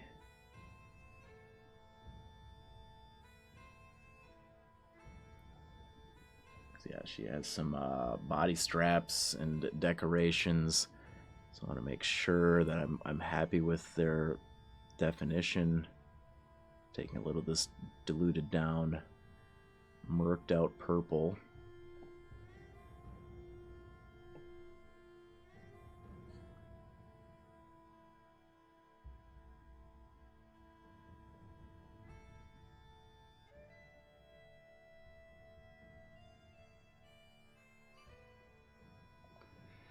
That's my liner tone.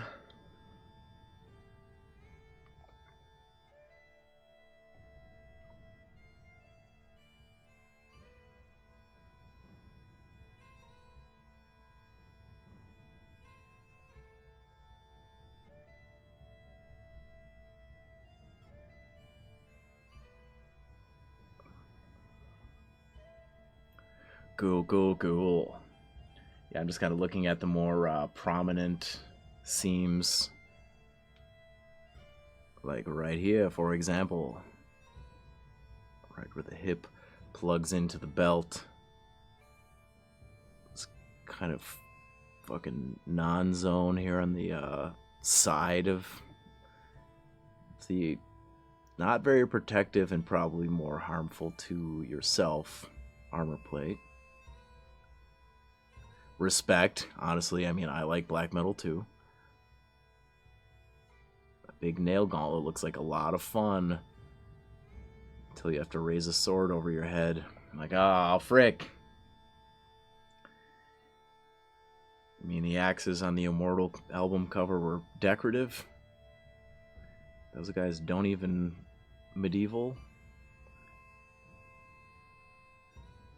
They don't do combat. They don't lift. They just bard about it.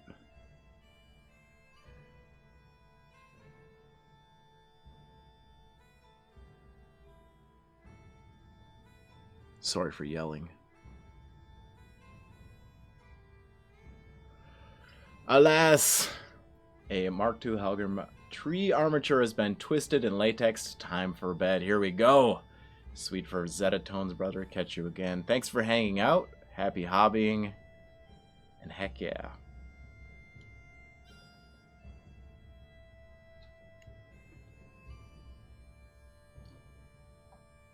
What? The water, the glue popped off.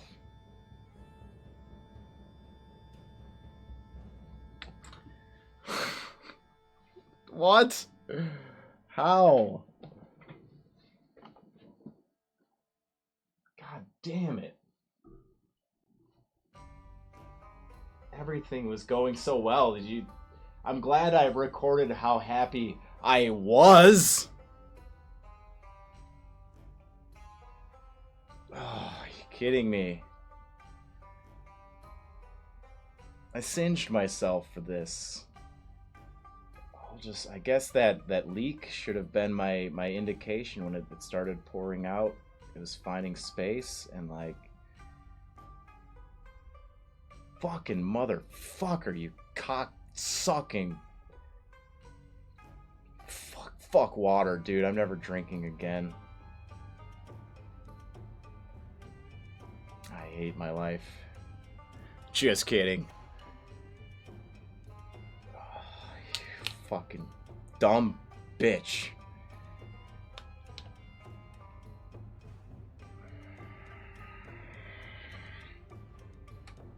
Alright.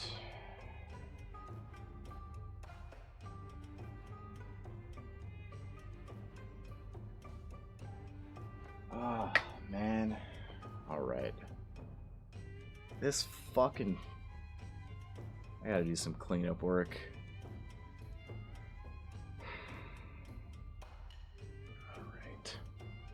I don't know what a wet paper towel does to pick up resin. I guess I should have also put a hair tie around it to just reinforce the tension. The glue wasn't quite enough. Use a rubber band or something. That's okay. I think I can save it. I can definitely just... I'll just let this dry. I'll re-pour it. Dude, my hand is so sticky.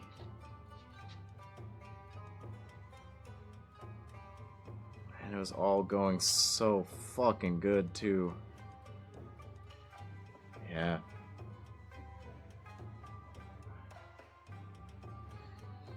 Every piece is an experiment, they say. I say that. And this is what it's like to be a scientist. My shit's broken. Yet I'm still alive, so I have to keep trying.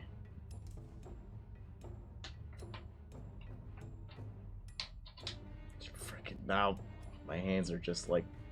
It's like I dipped them in Pepsi.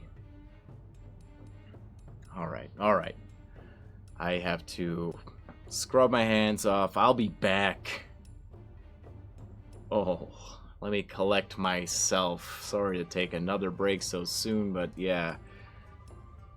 This is an emergency in the miniature world. Alright. I will be back. Give me a couple of minutes.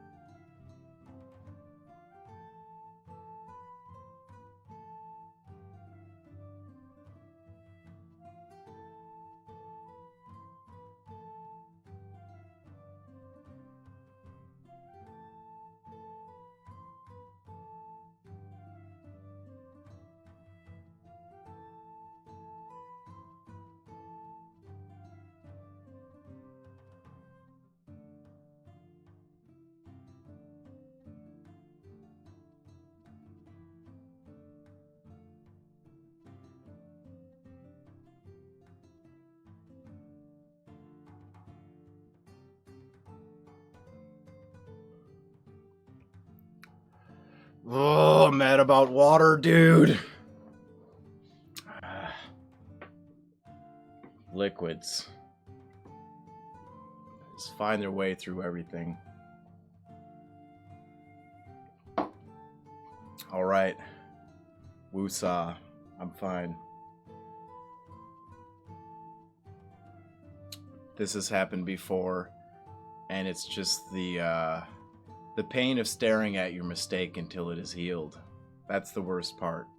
I need to wait for this to fully dry so I can sand it back down. It's just going to have, this mistake will have to exist for an entire day.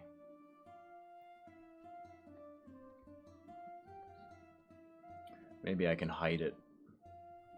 I might as well put the Tupperware back over it. I wouldn't want any dust to dry on it.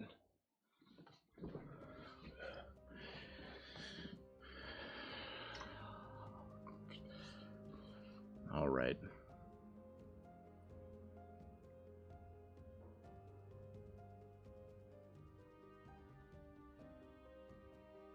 Oh, my sticky fingers. Midnight olive plus bleached bone.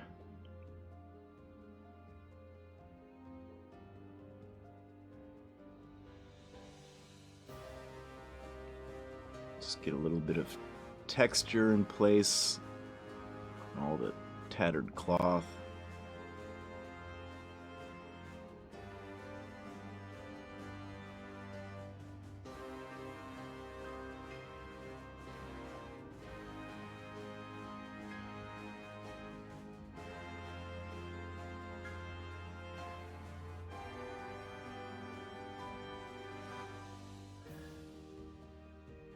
Fucking goddamn! Now my fingers are sticking together.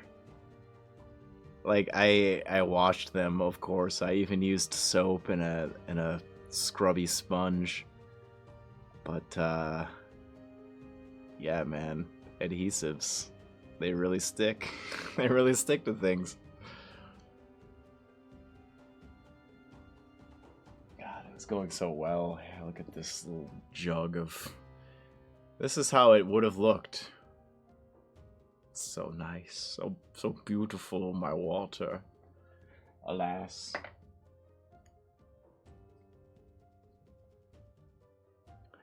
I weep tears of water effects.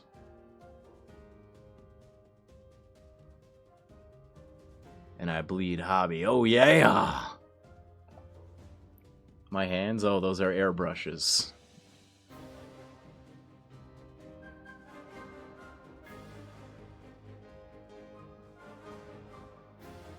Just attending to that frayed edge. It's funny, I don't want it to be noticed, yet if you do notice it, I don't want it to look unattended to. Sure, the skin's nice, but your edges aren't even frayed.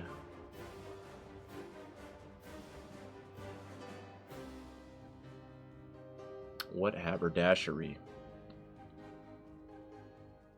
I don't know what that word means exactly in this context.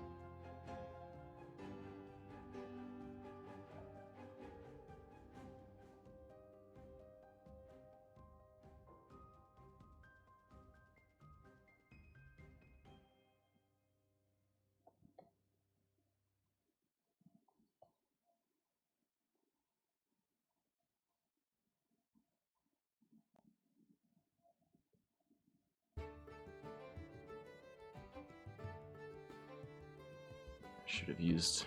All right, yeah. I'm gonna be thinking about this water for a while. Yeah, next time. I'm the kind of guy that has hair ties, all right?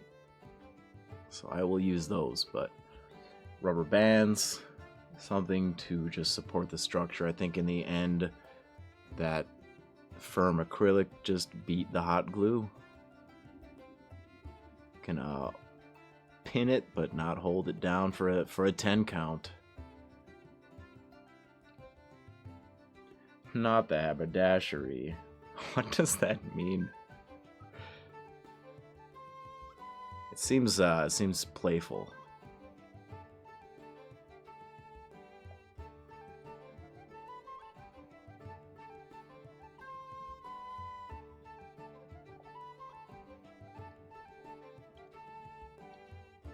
Throwing a little bit of blue into these shadows. Yeah, just some kind of untouched areas.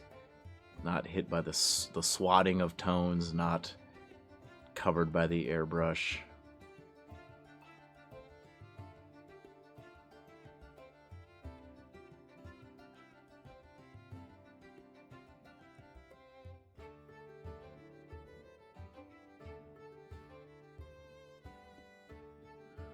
Certain areas I want to switch to an ice blue highlight just to maintain the depth, the cold areas.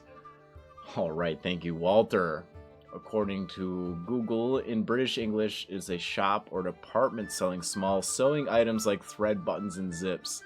In American English, it refers to a store specializing in men's clothing and accessories such as suits, shirts, and ties. Pfft, I thought it was some kind of trickster. I should look things up more often. Huh. Well, now we know. And I can't wait to force that into every conversation I have for the next week.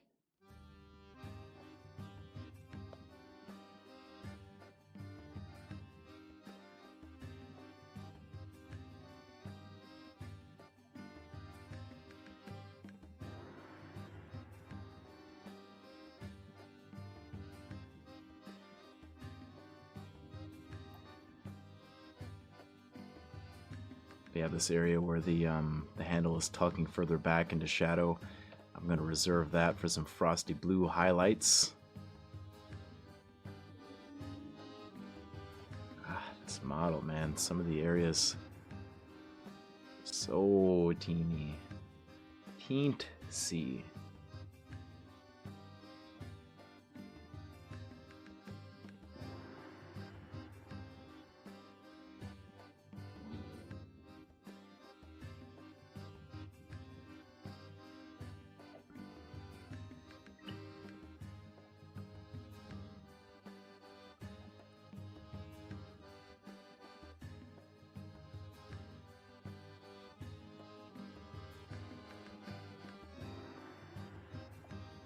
Really digging the colors on this. Really looking like Frazetta's work. Thank you so much, man. It's been really fun to look at a painting, pull colors out of it, or at least like, okay, I think I can mix this family of tones with these supplies. And it has me eager to do more. I've been looking at this Mindworks piece, the Star Witch from the Brahm collection. Can't show it on stream because she has naked breasts. Very artistic nudity, but even still. And yeah, she's got this like demonic looking, it's like a flat-faced goat creature. Very fun. But the color palette on it is really interesting. And you start like studying paintings and working from those palettes, you see the use of color, and it's the dropping or changing the hue of something to create depth and not necessarily dropping in tone. I mean, this painting, like the his side, the warrior, it's a good example of that. And then how his leg is bent back, like Frazetta does that. Blue leg, I use that as just a quick example, but it's used in a lot of areas. And then if you look, like green is the mid-tone, you have this terracotta as like a warmer mid-tone used, you know, it's at the same like value, yet it expresses that area differently in relation to the green. Yeah, that's how I put the terracotta to work on the mid-tones. It's been working very well, so yeah, I want to do another one on that Brahm piece. I was hoping Bad Paint Done Worse would pop up in the stream. He's a distributor for the Mindworks. I have another puzzle for you. I'm Mr. Mindworks.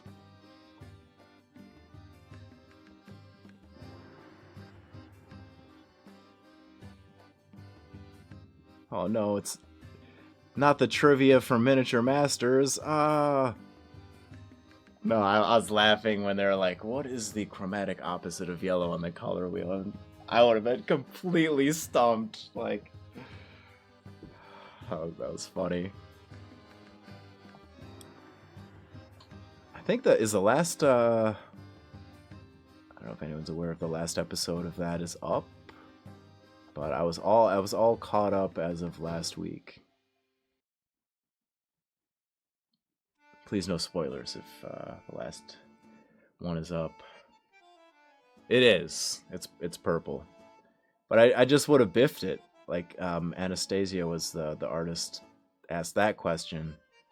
Yeah, she's like saying in the little like they've got the the side panel that they're throwing in their afterthoughts. Yeah, she's like, I know this. I just could not think of it in the heat of the moment. I was like, that would be me.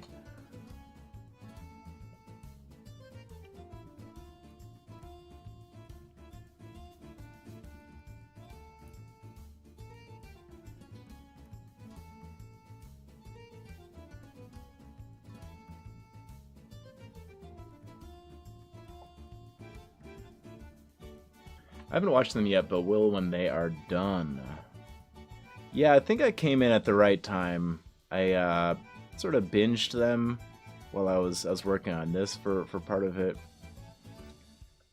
And now I'm all caught up, and like it was just nice to watch a few in a row, and now wait for the finale. Like, feels good. I'm excited. As excited as someone can be for a show.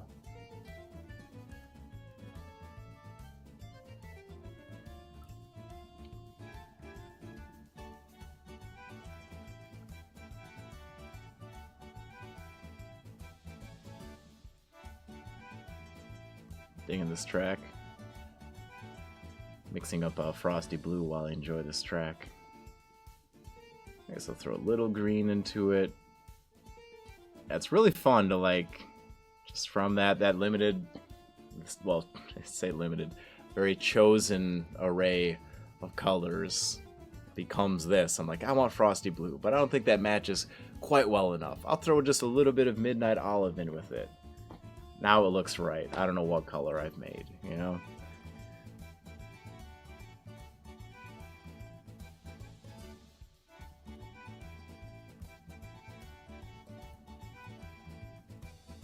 Ice Moss Blue.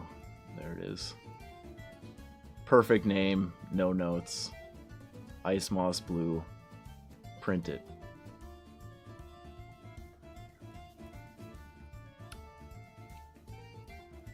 Pizza time! Oh, hey yo. You didn't even invite me over. Enjoy your pant pie. A lot of people said it's a very well done show. Yeah. I would agree, man. It's cool because you get to see a little bit of tutoring in a lot of episodes. Like, get some from Banshee and from Andy, from Borja. But like, your challenge today is, atmosphere. Here's how I like, and we want you to use Vallejo's new True Metallic Metal line, naturally. But here's how you do that. And a little bit with Banshee, where he says he doesn't use water to dilute. He uses ink, because it still like carries pigment, but it adds that viscosity so he can, get the smoothness where he wants it.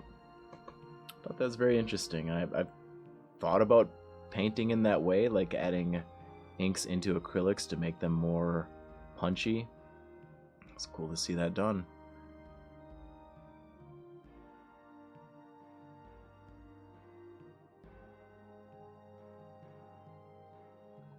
I see that what is it? Frozen Moss Blue sits nicely in the colder shadowed areas. The song sounds like the Pizza Time song. Oh, I can barely hear the music. I've got it playing through my speakers, and then they're faced away and turned down, so I don't have to wear headphones. I can hear very vaguely. But oh yeah, that da da da da da. That I could hear that. It's very distinct. That is the pizza time rhythm. Now I understand your thoughts. All of them.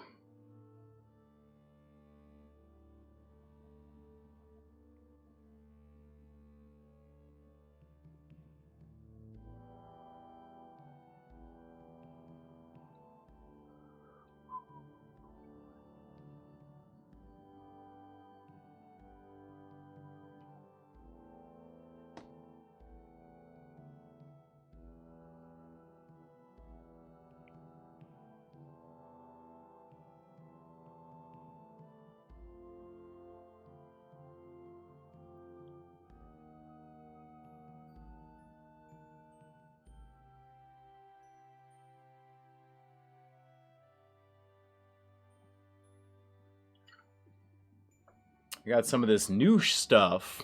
Yeah, the weathering medium. Nice of you. If you've messed with it at all yet, what do you think? It seems interesting.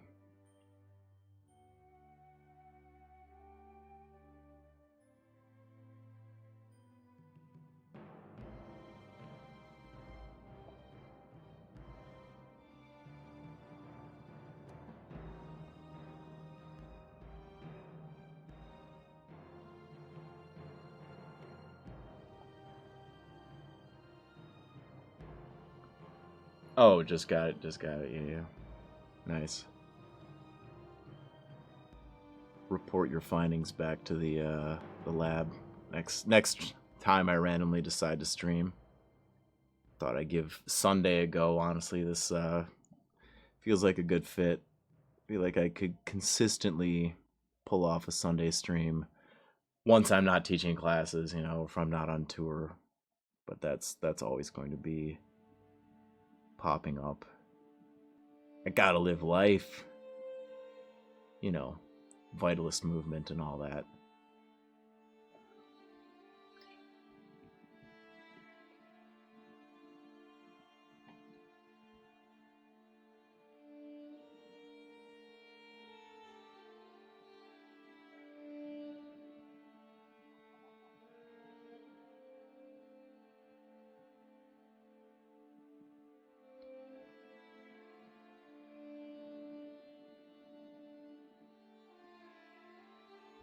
Oh, yes.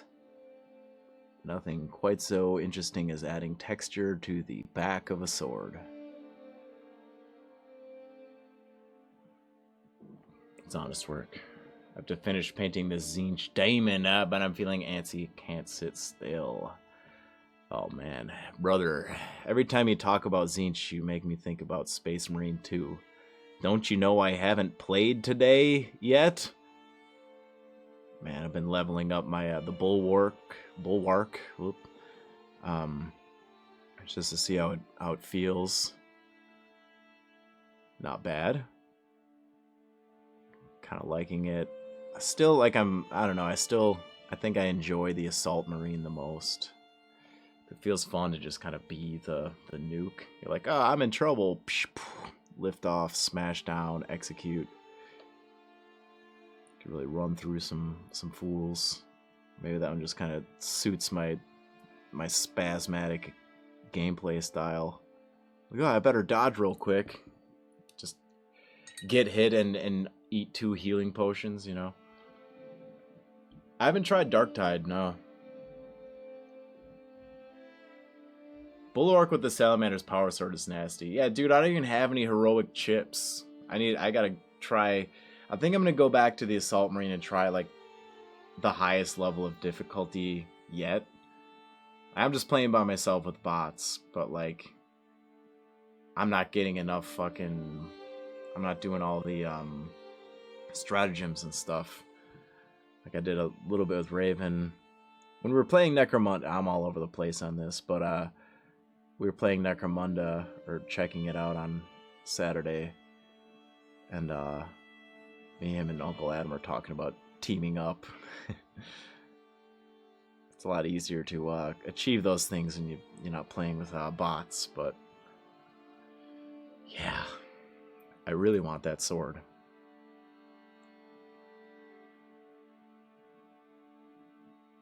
Yeah, each dude makes the game feel different, so it's really fun to just dwell on a class for a while. Left off with the Tech Marine.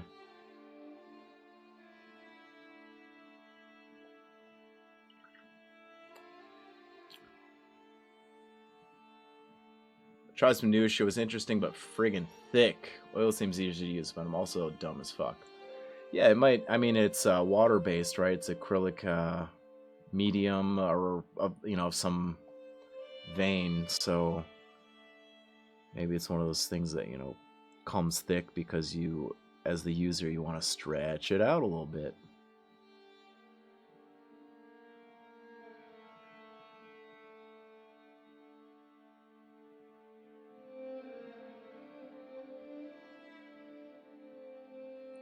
It's noosh. Stretch it out a little bit. Noosh. Stretch it out. Didn't you hear the song? Every week do the weekly stratagem and then do weekly quest for 15 waves on Siege. Get the 2-hour two-handed power axe if you like assault. Looks like an axe, but it's the Thunder Hammer. It's acrylic medium that's meant to act like oil wash, I guess. Okay. Every week do the weekly stratagem. Yeah, I try, dude, but it's like some of them are hard. And then I get swatted down by Tzeentch demons and Tyranid forces. Hello, Vazlek. Welcome in.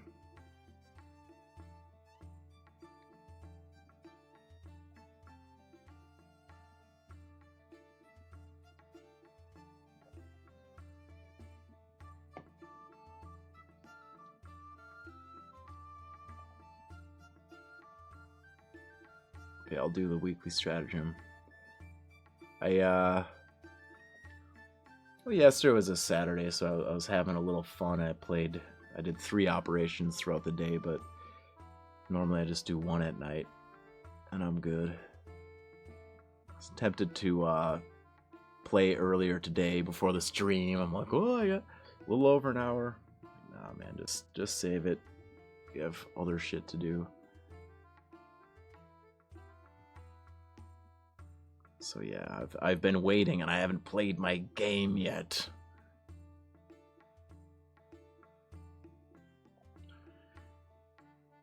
I need to fight for the Emperor. You think he even notices me?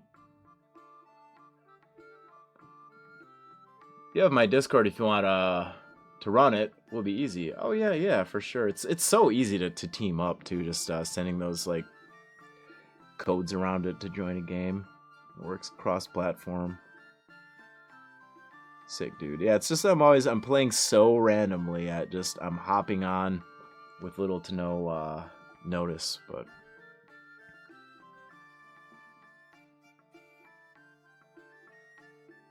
yeah, man, I'll hit you up.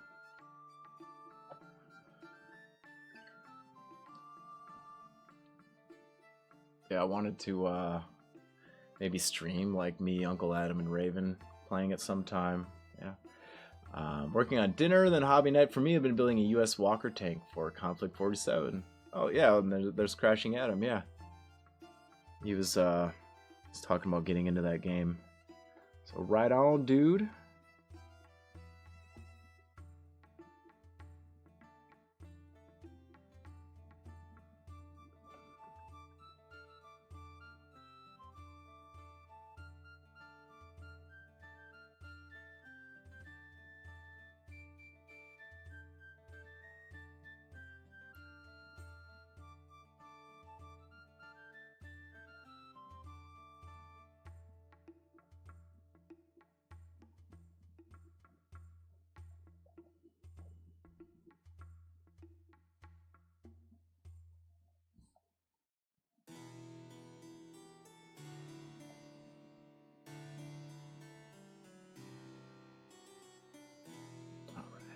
They just added Skitarii to Darktide, I think, or it's coming soon. What is Darktide? Kind of like a similar fantasy version?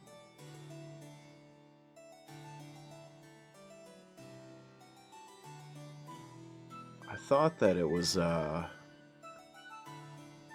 like Warcraft, not World of Warcraft. I'll probably think of a different Warhammer game now that I... Because it was like the Mass Army computer game as well. It's like the Left 4 Dead, but with 40k. Oh, okay, so yeah, you're just fighting waves. Waves and waves of dudes.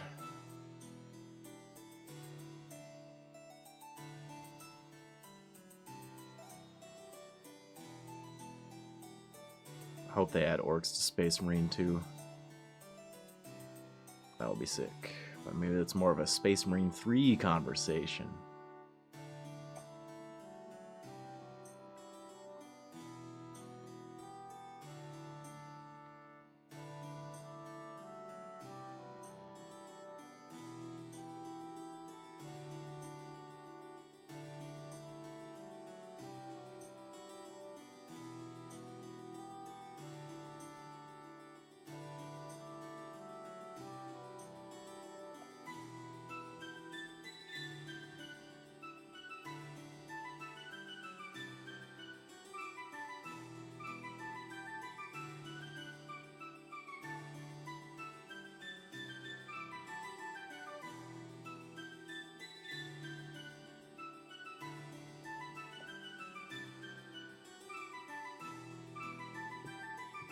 They're letting you play as Chaos Marines in Siege mode.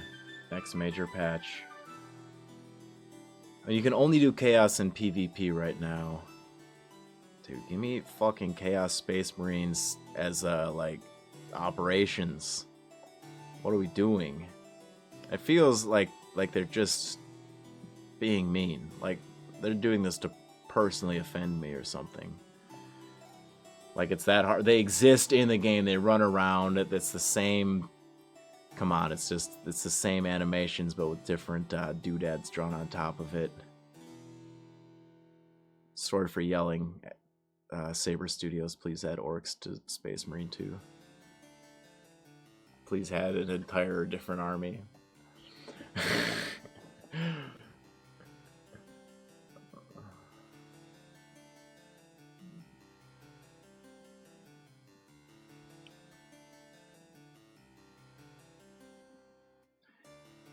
I've never tried Siege mode. Maybe I'll try that.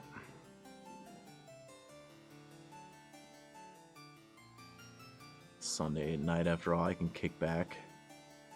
Been working. I don't really take days off. I just work less on some days.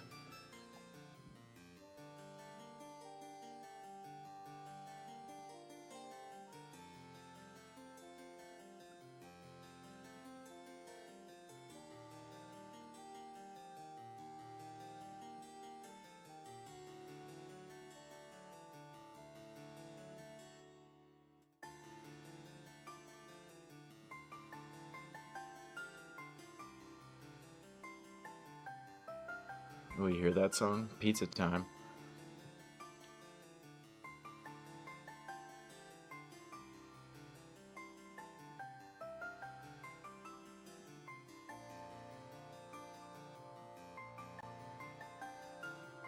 Oh, some Conflict 47 tech going on in the chat.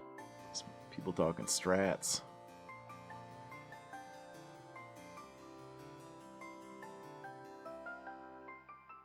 It's another one of those similar, like, Trench Crusade kind of alternate timeline games.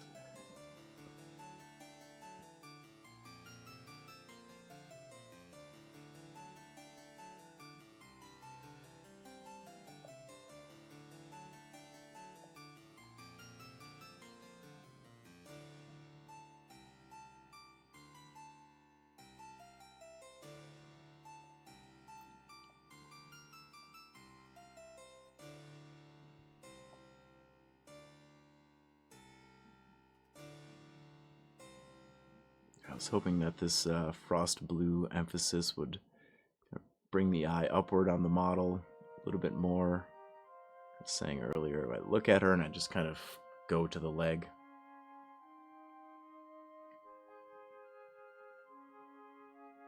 Just trying to get some very thin wispy highlights in just the right place.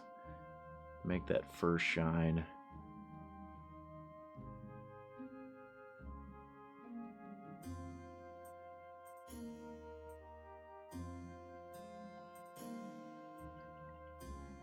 Honestly, that does help. It just increases the brightness, the framing.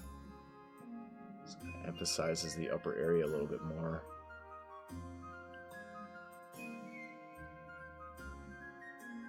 Yeah, that's funny. Baselair selling, crashing at him on...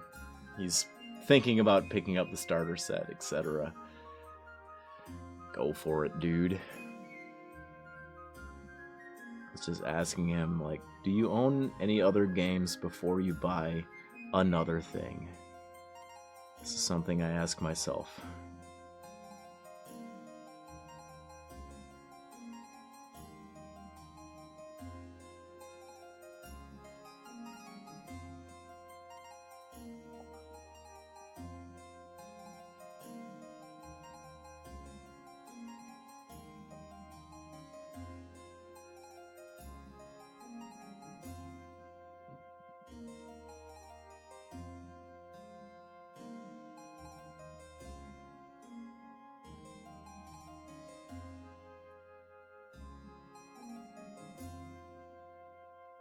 And yeah, I can use this. I was wondering about these bells back here. I want to add a little, glistening indication so they look metallic, but I wasn't sure about how to lift that up. I think this frozen moss blue will sit nicely. Frost moss.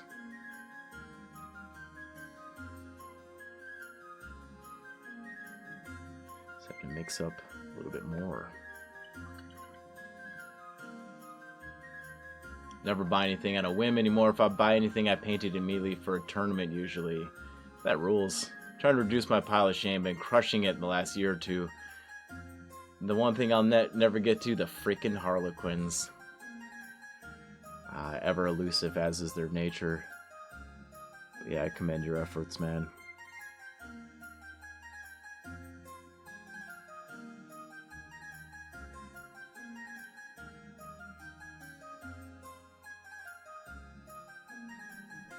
We've had over 200 tornadoes down here this year. We're on pace to break the all-time Texas record of 244. Chump-ass Texans can't out-NATO the Midwest. Yeah, that's a contest I don't want to win. Also, yeah, NATO, slanging tornado talk. It must be regular.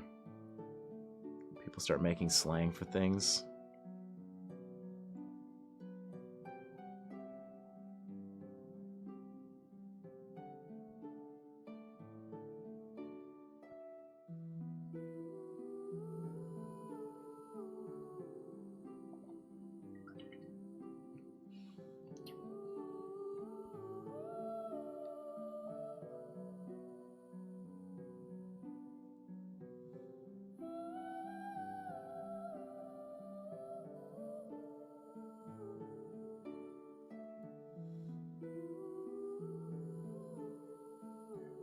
Yeah, that's what I'm talking about. Just keeping the hue in line so it's still a cooler color.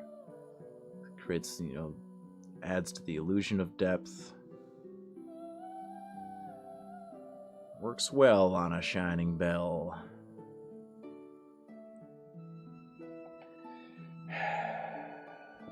Make sure that there's no droplets of resin ruining my life. Yeah, things look, good.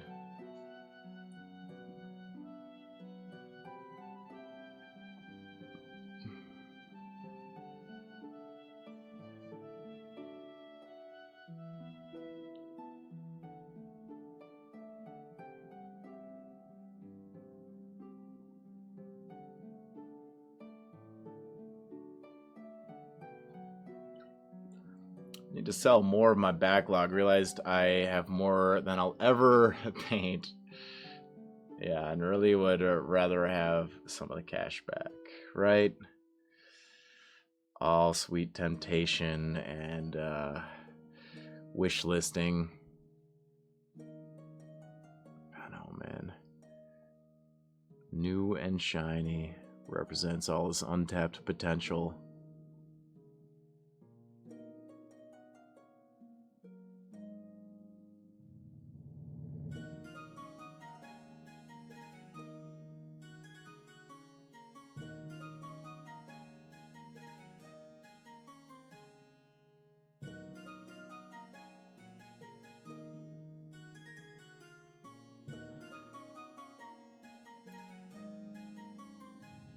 Getting there, yeah, it's to the tiny dots and slashes stage. Just increasing the saturation, making sure that everything is tucked in tightly.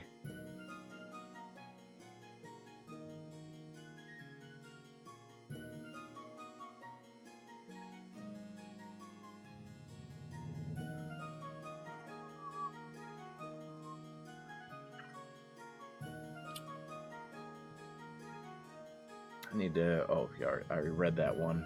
Shoot.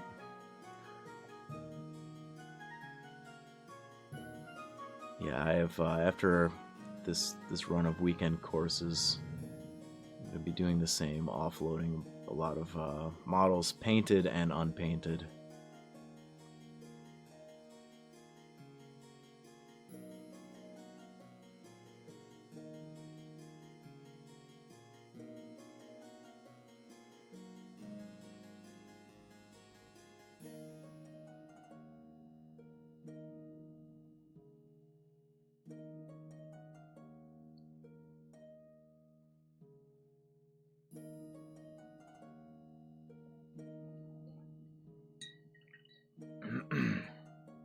I had 3,000 points of Sisters of Battle, new in box for over 5 years. They're never going to hit the table with all the other projects I was excited about. Damn, yeah. Took a big old bite. Why that latest subscriber thing isn't showing up.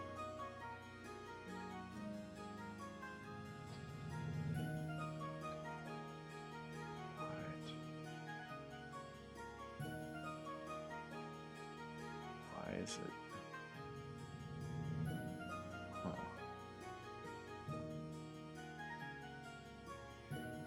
Fucking Discord or Twitch be twitchy sometimes. Why is that so large? Sorry, you guys can't see it. I noticed that the latest subscriber didn't pop up, and it's. I clicked on it. There's just an outline of a box.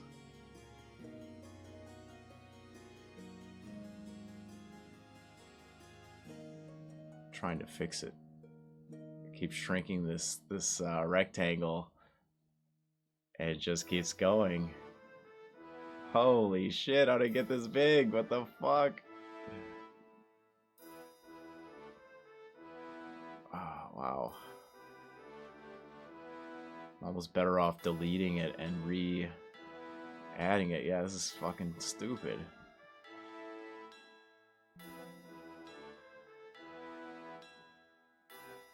Let me try to add that again.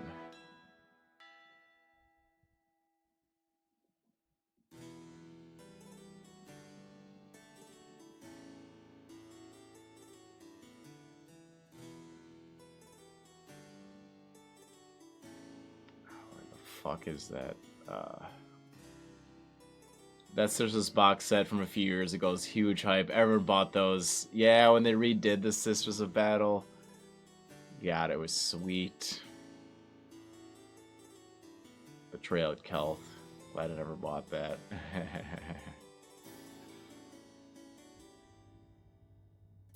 Oh, why the fuck is this so bad?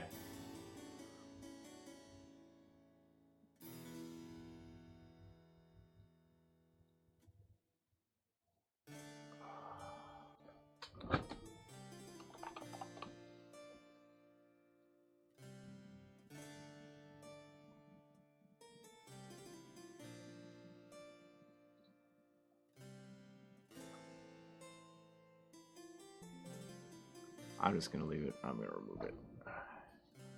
It's distracting me. Sorry, guys.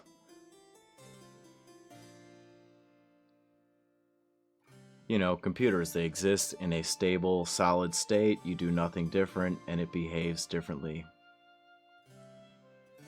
I love that about them.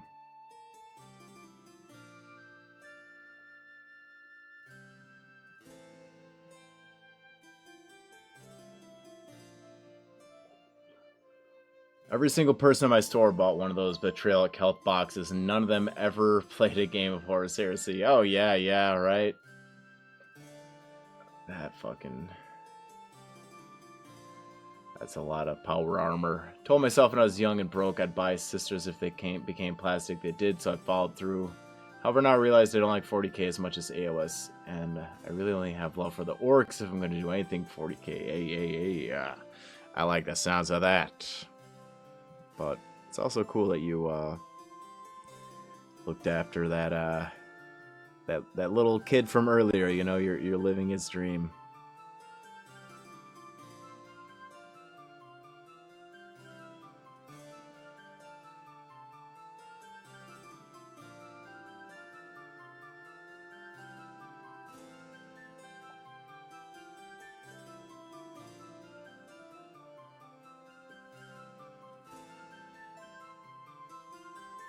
Yeah, I struggle against technology, man.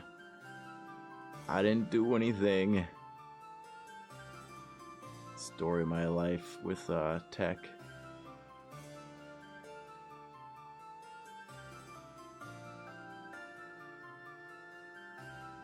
The more you're around me, the more you'll see it. Tech just like melts in my hands. I don't do anything. I'm afraid to engage with it because it always breaks. I'm so delicate, so precarious. Always lets me down. Every fucking time. Like, I've had friends look at me in dismay and be like, oh, God, it's just like they'll use it, it works. They watch me try to use it, it doesn't work. I swear, I don't want this. 2,000 points of Iron Warriors. Yowza. That's a lot of power armor.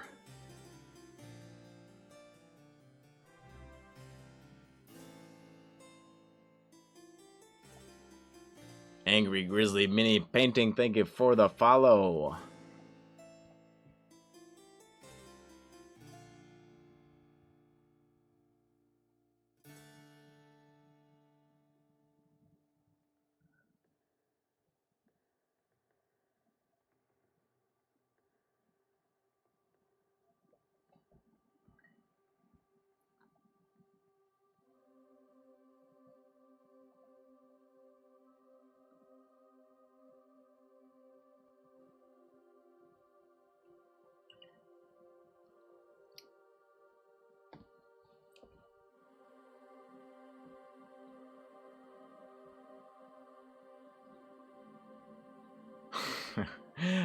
Here's pizza time.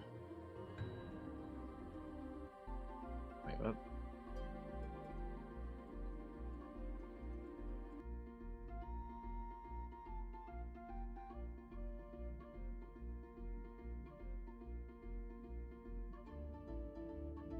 That's all right, I get it.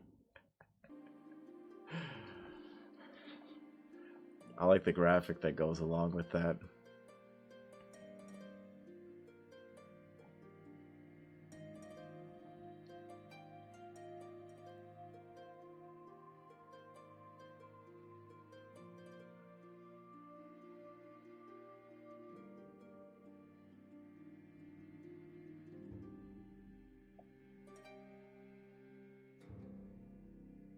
Nah, you're all good, Wolfsark.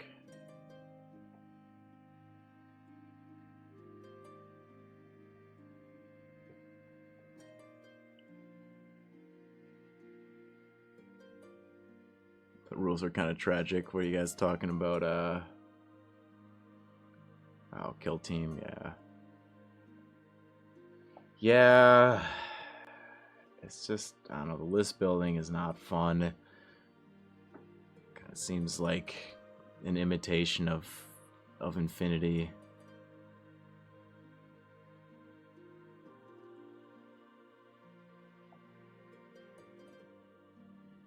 Yeah, I don't know. It's crispy and crunchy and more like in depth than some people may have wanted it to be. Expecting, kind of a lighter game because it's skirmish, but it is just as deep and complicated as 40K. Very, very limited unit choices. It's yeah, I don't like the list building at all. Played Kill Team last weekend. We spent 2 runs hiding until I just started sprinting into the open. I'd rather expire than simulate. Well, what's gonna happen? A tie game? Surely there are there's a reason to advance.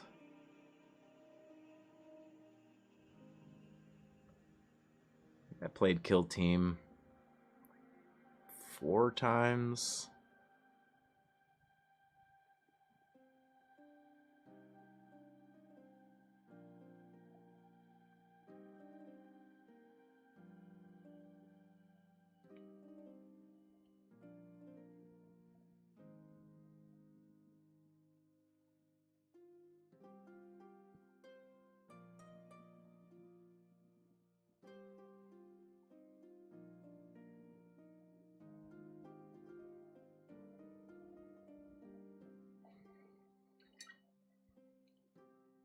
Simulated hiding. Yeah, dude, just like real life situations, That's why I got into Napoleonics. Every time I hear Kill Team gameplay, I just ask the people, why not just play Infinity? It's not as restricted in group building and tons of dope models. Same. It's just like eating off of Infinity's plate. And that's kind of what it boiled into for me as well.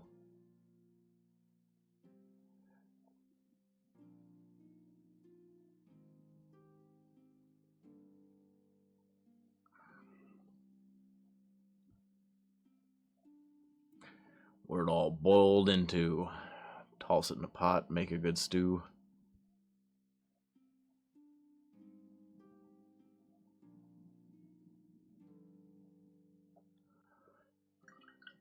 Infinity models are so busy and the metal makes me sad. If Infinity was plastic, I'd play that one all the time. It's cool. They have an issue where there's too many humanoids. The races, the factions, I should say, are not distinct enough. It's all people in belts. And when you start to run up against a wall, you're like, okay, what kind of general shaping are we going for, and how many belts on the face? Yeah, it becomes that, but I don't know. I also have found plenty, models that suit my preferences as well. But yeah, it does get a little bit on the outfit, a little outfit heavy. Where it's just like I can't fucking tell. Everyone is just dressed in like tech fashion.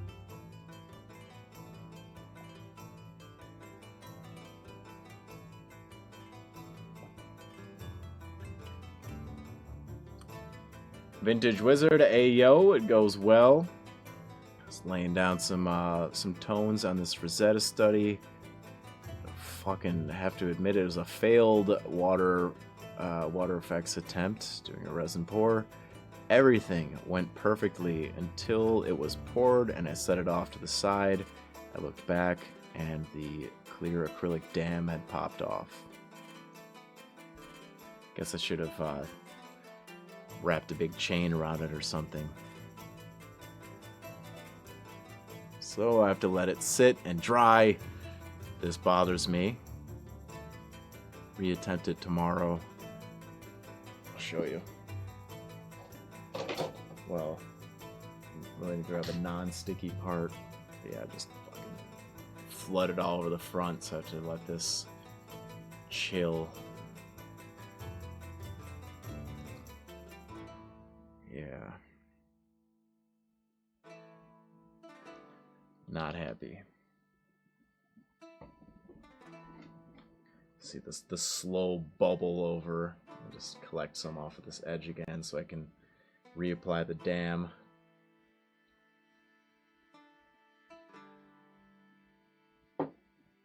After this resin is fully cured. Every time, man, it's a fucking game, and you think you got through the hard part and there's a new challenge, and then a new challenge, and you think you're safe, and you look over your shoulder and there's leaky water all over your table. What the heck? I got a little further this time.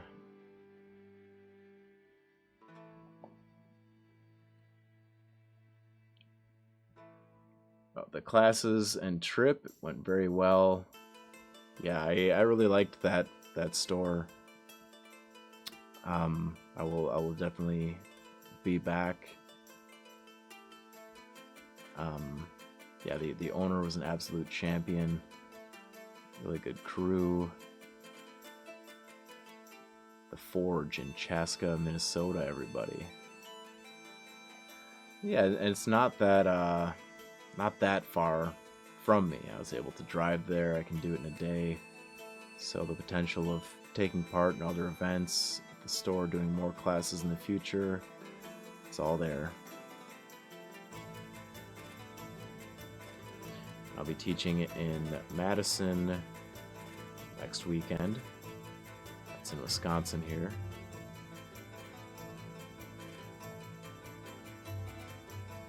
I hate that. I stuck to UV resin when working on all my neural iron, but the pores aren't super deep. Yeah, like that UV resin, it feels like it has diminishing returns. It kind of depends on the purpose you apply it for. Thought I heard a dog. A snorty little pug.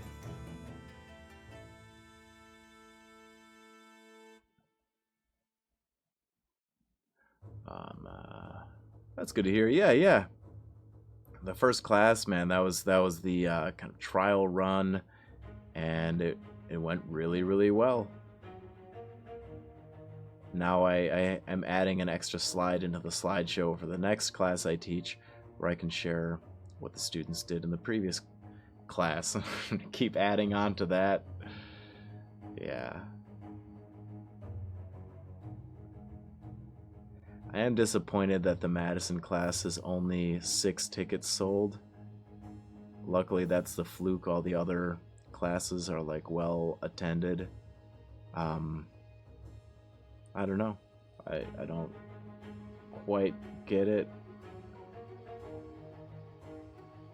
But luckily, it's only a 2-hour drive from me, and I can. It's not like a sink to go and teach a class to 6 people. But if it was further away, no, I wouldn't be able to do that. It's just not feasible.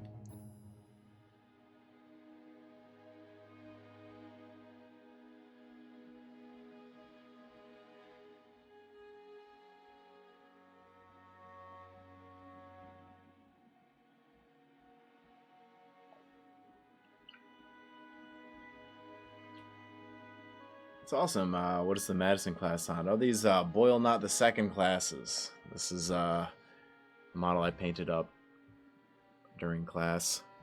And it's not making a sound for that follow notification, but DiCaprio, thank you. Very Shrek vibes going on here. I noticed that the model that I had created kind of does have some Shrekish qualities. And even pointed 2 little ears, so I leaned into it a little bit on this one. Yeah, everybody painted their model in a different color.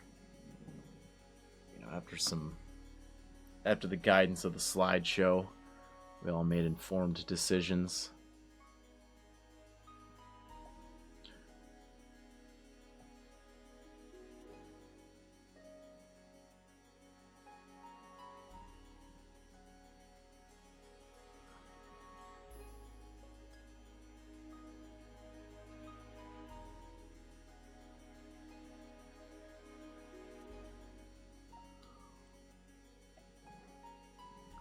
I've seen people use it as an initial pour to seal any gaps before a deep pour, but yeah, I could see that.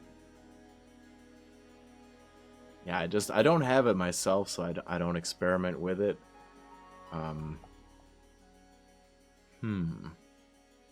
Maybe I should. And then I always have a little blacklight flashlight to check for germs at the hotels I stay at when I'm traveling for class.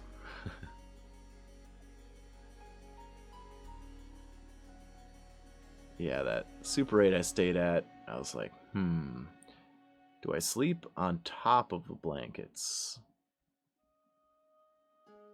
It was okay, but the hallway stunk. It was ill-maintained, so it just makes you question things. First move, I checked under the mattress, checked the lining to look for bed bugs, etc. None, but I found a discarded popsicle wrapper and end stick.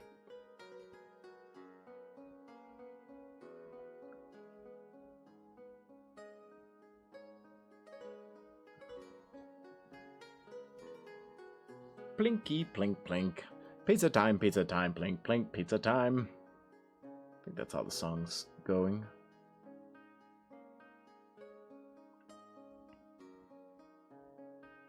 All right. Progress must continue on the Frank Frazetta study as I go further into the bone tone and the fantasy zone. But I must pause my most important works for now. I have to eat, take the dog outside so it can pee in the grass. But it's been a good hang, everybody. Like and subscribe. Until we meet again, remain unchained.